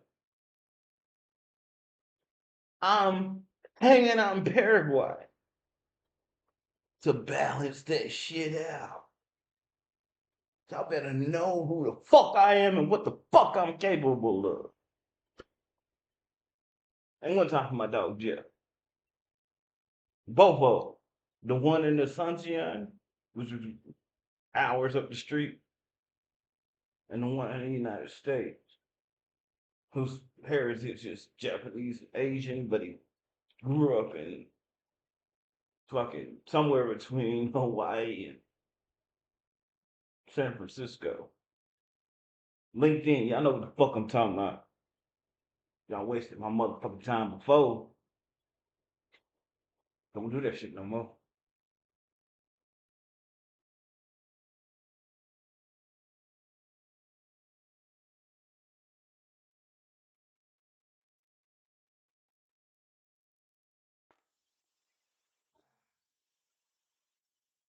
Next, on Whiskey's Worldwide Waste Book. That's what I want to know. I got all y'all motherfuckers by the balls, goddamn it. Oh, the ladies, I'm too respectful to just grab you by the pussy. I want y'all to choose in there. Cause I done chose y'all. That's the answer here. Flip the Earth to the X's 180 to bring the girls up. Now I'm the one that spawns the black swans that keep them nervous. Everything about me is connected to my purpose. The perpetual owner. The universe can't be purchased. COVID was a ritual. I left it on my Instagram and YouTube. Condolences for all who failed. I had to prove just who I am. All of the above your God and the devil. So studying myself has me. What the fuck I say on that shit? Advancing through the levels. When I crossed the equator, the globe slowed down everyone. I documented everything, or many things, just so I would be credible. Left my future self encoded messages on schedule.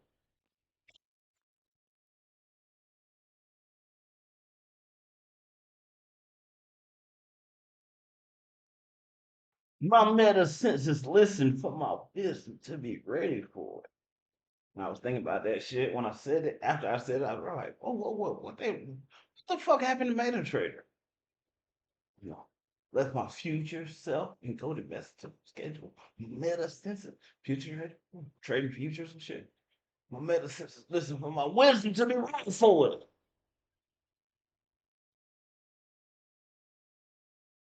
I literally starved in a foreign country. Rest power my Ruby.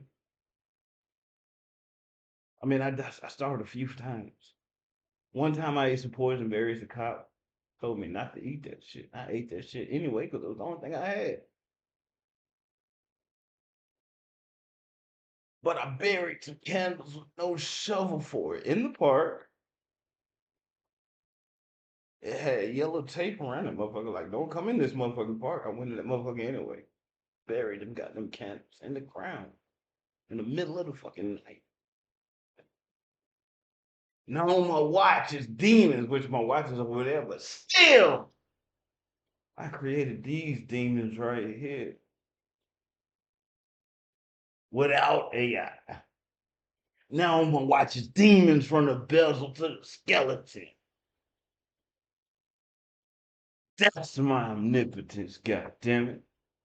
I'll take this shit as far as I got to. You ain't got too many motherfuckers complaining about shit, whining about shit. But I still respect them and I still support them. Cause I got some homeboys that act like they was the UN. They couldn't even answer the goddamn call when I was getting ready to get put out of the fucking Airbnb on the other side of the bridge and about to get locked the fuck up. Fuck them niggas. If that's what it take, god damn it. One time, to see them niggas was claiming UN, United Niggas and all that shit.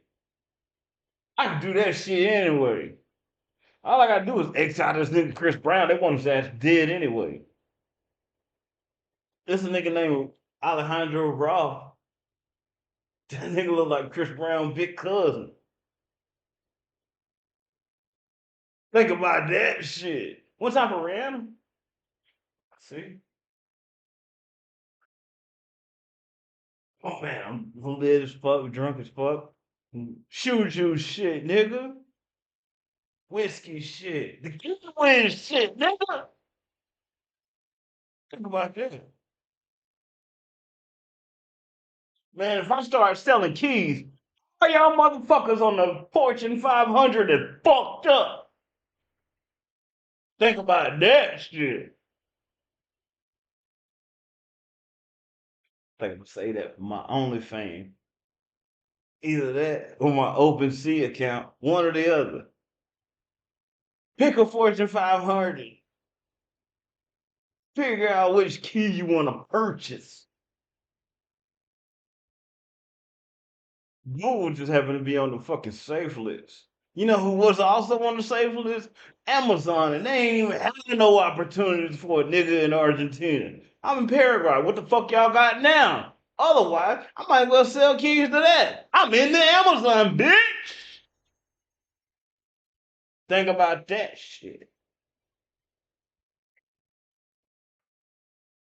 Yeah, right.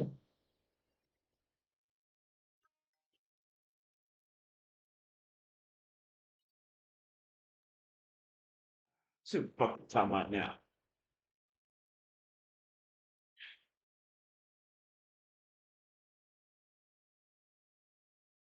Spy talk. And what's up with the Department of State, man? Hey, Caleb, you, Mignon, and Michelle. We can have a party just like at Zoe Creek. It'll be great. Tell me. As long as your mind open for it, I'm ready for it. Tell me. One time for Cammy though, she a gangster. She understood the mission. I showed her the end result every step of the way. Oh, one time for everybody that work in this building right here. Carmen. I don't want to leave nobody out, but I'm gonna just shout out to women. Carmen, Cecilia, Sandra. You gotta watch the show too to set up to understand that shit. Man, I seen Sandra walk out, man, she was crazy. I was like, shit. Anyway, what did I say? Carmen, Cecilia, fuck, uh, Sandra, Luz, and Teresa. She knew what was up. I told her the whole fucking script. One time for Jack, she understood the play. Which means that if y'all waiting for me to find a love situation, I ain't got no problem staying where the fuck I'm at. It be girls that be playing little games with me on the motherfucking elevator. They be wearing different color shoes. They be showing me the crazy ass outfits and making sure I don't look at them but their ass. Hell, and then there's one chick from Brazil. Brazil flooding right now. One time for her, I see you, Slut.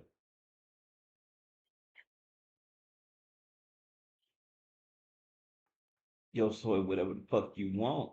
This shit go down the way it's supposed to. She. And one time for Kazu and Maria. One time for Amelia and Alicia. One time for Nikki and Nicole. Here's the thing, Nikki and Nicole. I see her like my Shireen. And see, now Shireen, you have to understand her. We grew up together. Everybody,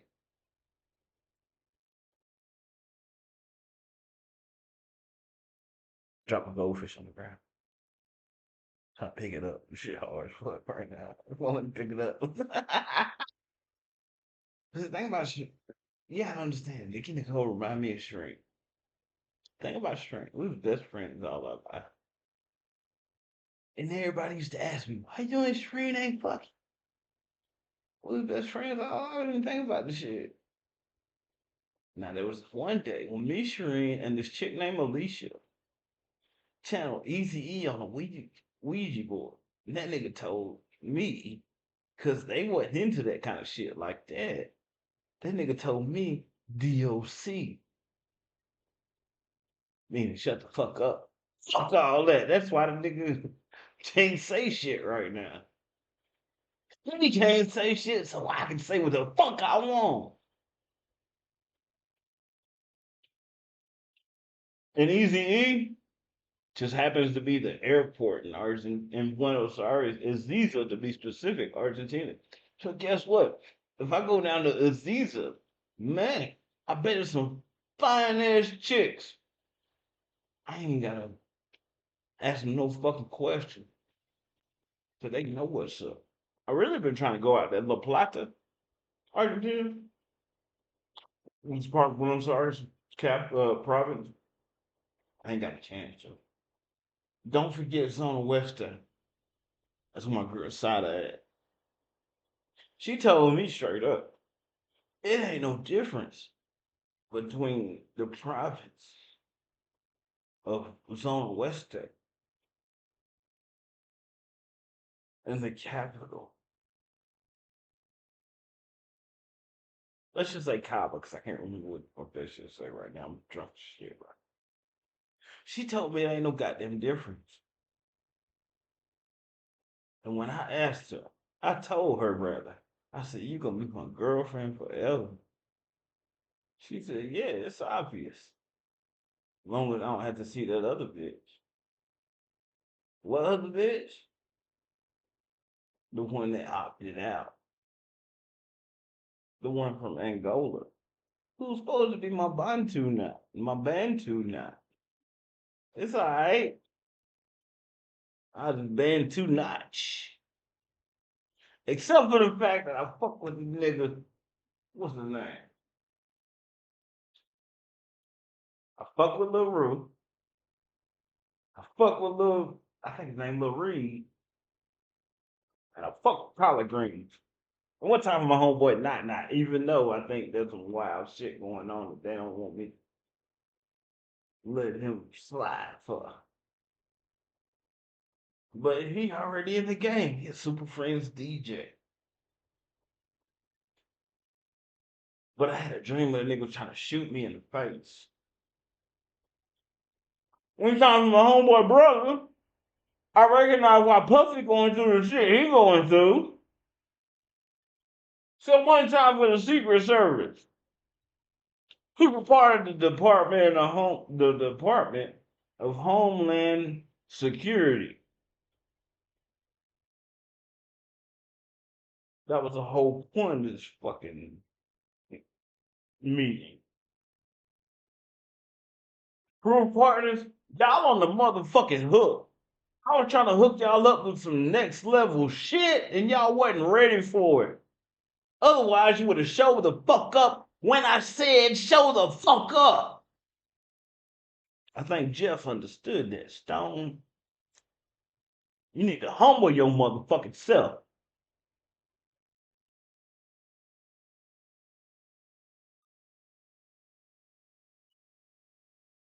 Kristen said from the beginning, COVID was the humble humbler. I created COVID. And I'll take credit for that shit. Cause as low Negroes ain't some gangsters, ain't nobody else gonna take credit for that shit but me, god damn it. Now what? One time for Liberty Jolie, I see you. Houston was 100 from the beginning. I hate the fact that y'all dealing with them floods, but all that means is that shit, wherever that's happening, it's gonna be lit by the time you get back, god damn it. And you heard me bang the gavel on that, even though I ain't mean to. My electromagnetic field, my electromagnetic aura made sure that I got that out the way just the same way. It made sure that it knocked these goddamn mini fish out the goddamn way, motherfuckers. Now what? Hey, that now what shit lit. But what's really lit is that Talk My Shit number 3, Talk My Shit number 2. I gotta go back and listen to Talk My Shit number 1. I'll be straight up with you. But that Offended went for everybody that tried to test me on that New Orleans energy. God damn it. I've been to New Orleans, but I can't even remember how many times, but I lived there for about a year. So I can't, I just, rest out Tina Turner. I'm going to say this. She showed up one time for Tina Turner, man. She showed up when I went to a Microsoft Tech Ed event. When I was on my professional shit. She showed the fuck up. She let me see her in person. But guess what? She ended up moving to fucking Switzerland. Come on, United States. Y'all gotta do better than this shit. Y'all might be behind on some shit. Y'all don't even realize it. I respect the fuck out of all the agencies. Now, what I will say is that the Warner Bros. As a company, a show called the FBI that kept trying and trying and trying to manifest giant modality united, but I got living told I'm a real ass giant. in this bitch. I took that shit personally because it happened a couple years before I was born. When you say some shit like that, you better be ready to stand up for that shit. Which is why I fucks with a nigga in Argentina named Duco. But everybody call him Dookie. Because he said he'd introduce you to God. And while he was talking about Argentina on his back, I needed him to add one motherfucking word to that statement. I needed him to add God. So he could say with Argentina on my back. Because I need that nigga to show up with an Argentine flag draped around his motherfucking neck like a goddamn cape. Because this chick I was fucking with out there in Argentina on the night of the actual World Cup made me wait for a Portinho to finish. When I told her I was on the goddamn way, and it just took me a long time to find a cab. So, with that said, I need that nigga Duco to pay her tab. Otherwise, Amelia cutting a fool. Now, I can fix that. Because there's a Paraguayan chick hanging out in Buenos Aires that look just like her motherfucking ass. And she already made her apology in public. As far as I can tell, I saw it in Misiones online. But I also saw how one chick whose name I'm not gonna mention kept playing so many fucking games that they fucked up somebody's brick deal. 53 bricks got seized because they had the Boca Junior stamp on that motherfucker. Now I can tell you all science about the recompression and how you can stamp a fucking picture on a brick. But that ain't what the fuck I'm here for. In the case of Eslo Negroes Ain't No Gangsters, I done seen that shit before.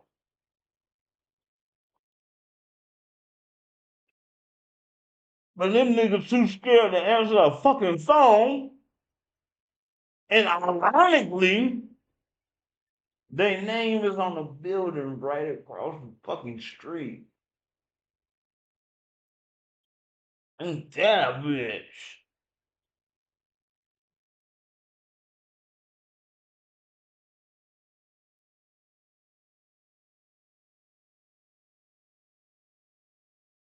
I guess they call that shit liquid courage.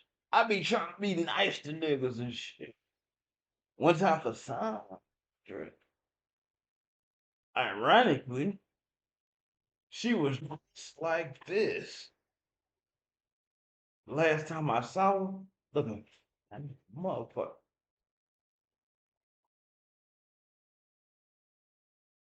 But Carmen decided that after I saw her, she needed to change the temperature on the air conditioner. She let me know it was time to change the breaker.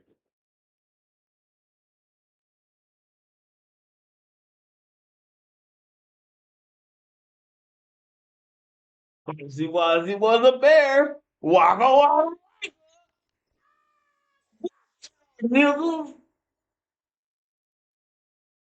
Actual owner of the universe. Rest in power to Fox Bobalon. My childhood homegirl and homeboy. Don't get me wrong. My childhood homeboy and homegirl had a father named Fozzie. Was also a character on the Muppet Babies. He was and the real Foz was a comedian. So was a character on Muppet Babies. So Waka Waka Waka, god damn it. Play with me if you want to. I own the universe. Never will I set a lie. Run with AR Blue Devils like I'm trying to find a Caroline. I was trying to help him out. Some act like I'm trying to terrorize. Now what? I'm telling you, that verse is hard as shit. I just gotta figure out the right beat I want to put to that shit. One time for Libra Jolie, she holding it down for Houston. I know y'all wanted me to say Beyonce. She my seance babe. I get it. Jay-Z think he doing something with that God did and all that shit. I see what the fuck I did. Cause I'm showing you what the fuck I'm doing now, god damn it.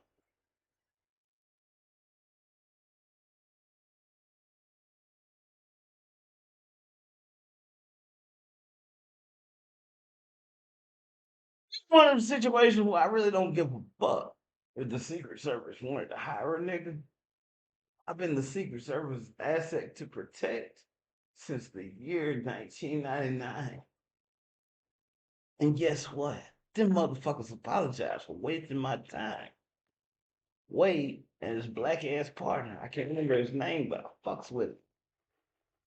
Showed up where the fuck I was working at a gas station. Guess what? My middle name is Rodriguez. Gas and re-rod, bitches.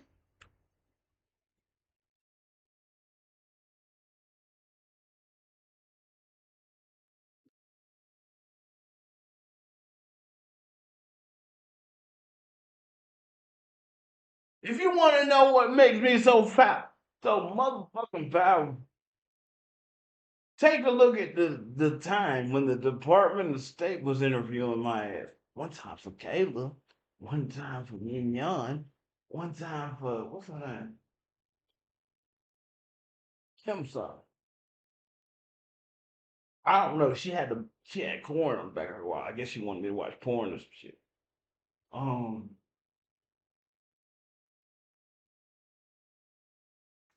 and one time for Michelle, she making sure I get these buildings built the way I want to because I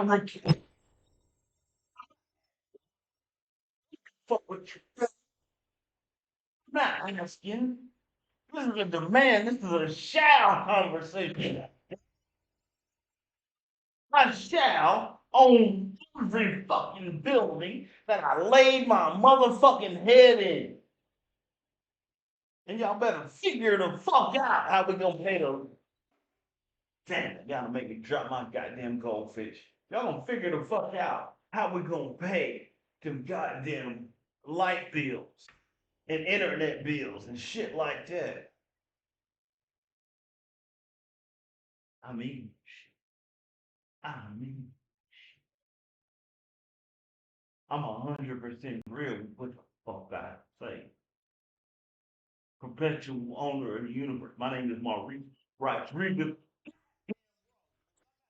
my motherfucking social security number. I motherfucking will. And if I gotta tell you my motherfucking security code on the back of my goddamn debit card, I motherfucking will. But guess what? The famous occultist, Brother Pamela, gave out a number. That's a fucking clue, bitch.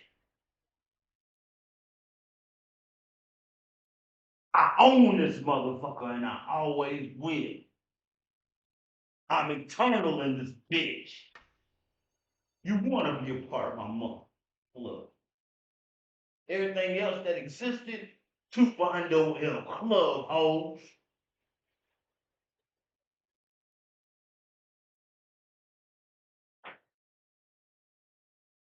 Now,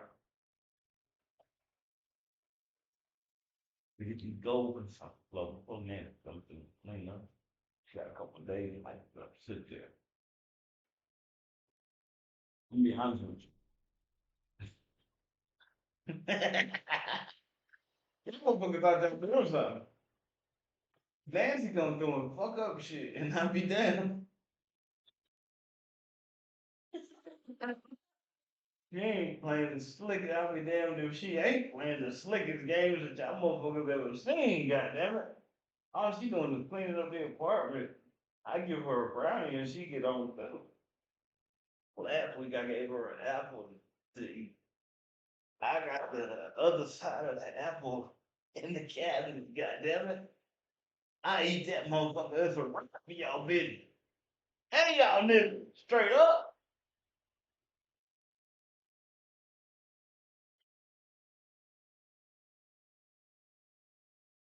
Checkmate, home. Check in all you got, niggas. And like Kazu said, I ain't letting go Kazu or Maria or any of them artists in the Argentina, especially women.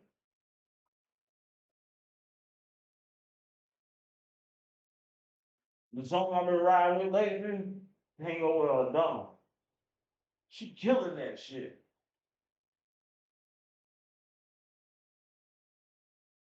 But don't get me wrong, Maria got dope shit too.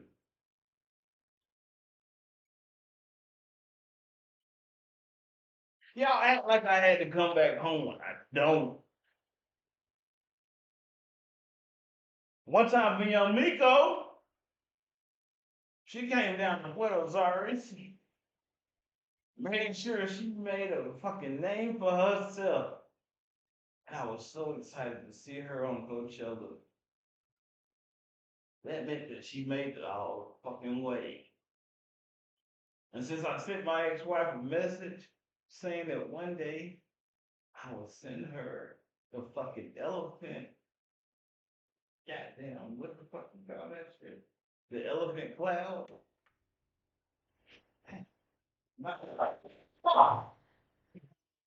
No. Fuck. Yes, right. These got joints too. I can show you all the pictures I got. I got a crazy as a video. Wow, cousin Seven Beaumont. Fuck that. If I had to pick between Seven Beaumont and Brother Panic, I would have picked Brother Panic. But Nick Bradford, I don't know if he got the code or not. Why? Because I like to live through the fucking experience.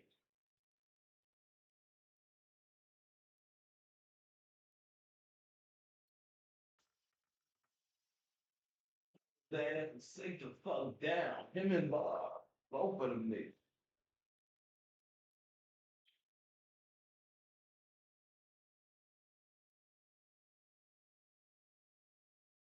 By the time I finished them mini pictures on the motherfucking floor, y'all don't know who the fuck I am. God damn it. Oh, shit. See what they talking about on this shit. I'm drunk as fuck. I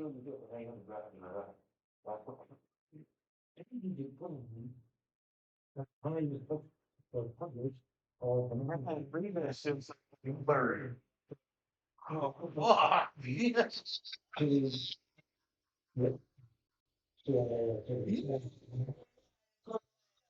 Damn it.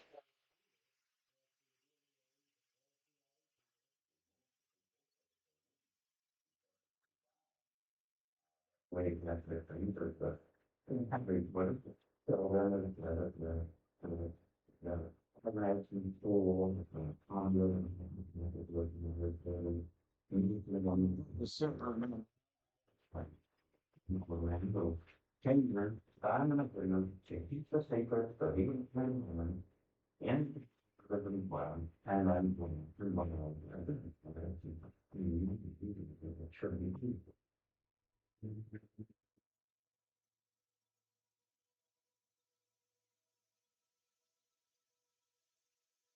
In the last 3, 4, 5 years, the world has learned a lot more than they ever knew before on what the actual operations were. And more people have come to oppose the secret intervention and secret diversion of the institutions in other countries, particularly the people who live in those countries. Now, I don't know if it's finale. And Drunk as shit right now. Then going out there shooting. Now, if you wanna look at the other episodes to understand what the fuck that means, you might need to do that. I'm not gonna tell y'all everything here where. You need to look at what the fuck I gave you to understand what the fuck I mean. Which means you need to pay attention because I ain't repeating my motherfucking self.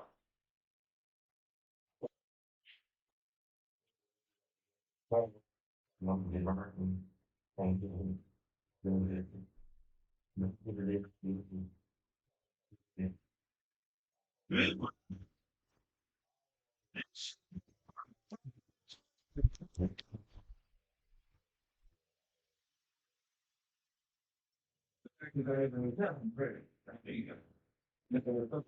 going to home to it and not very and very well. You can be in my time. But they found a very big because of the during early 19th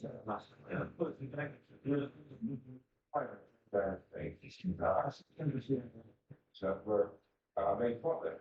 To with each other and different days during later review between whatever and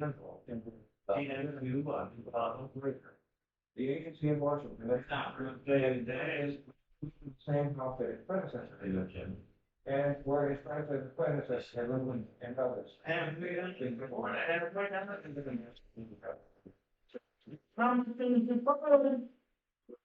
everything on this is gonna be fine, goddammit.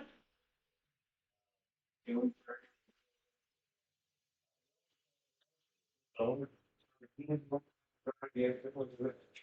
check the rules and come on.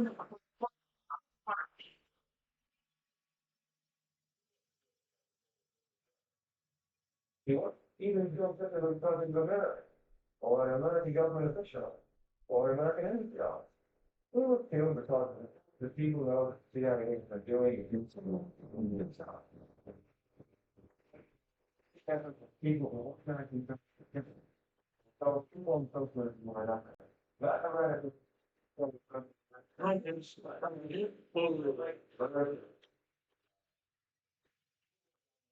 Maybe if you want to, break the one on you, but like, who the fuck, I don't know. You don't think about your rules, my law.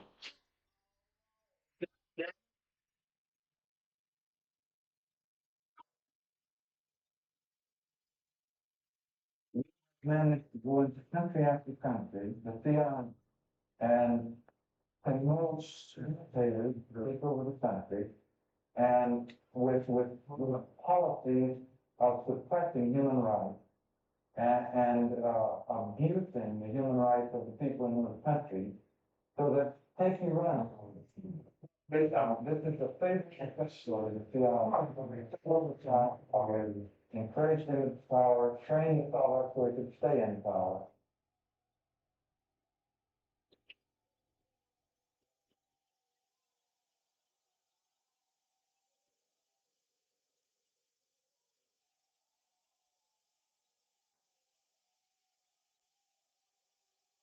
Here's the thing. I've been a advocate for 25 years. What they didn't quite tell you. Well, I'm telling you now. Say my dad, I was the bitch. And oh yeah,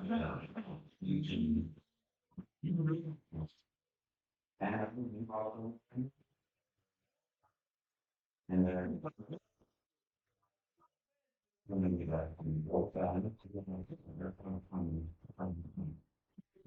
friends that been in now, but nigga, you know, I'm gonna see something on how.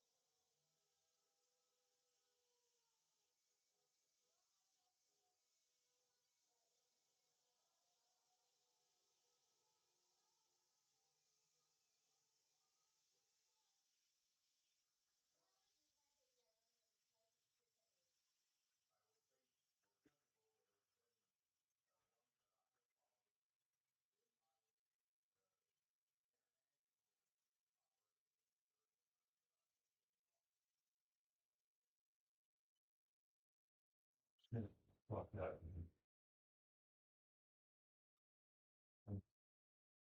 That's not that shit. Fuck that. I'm with you.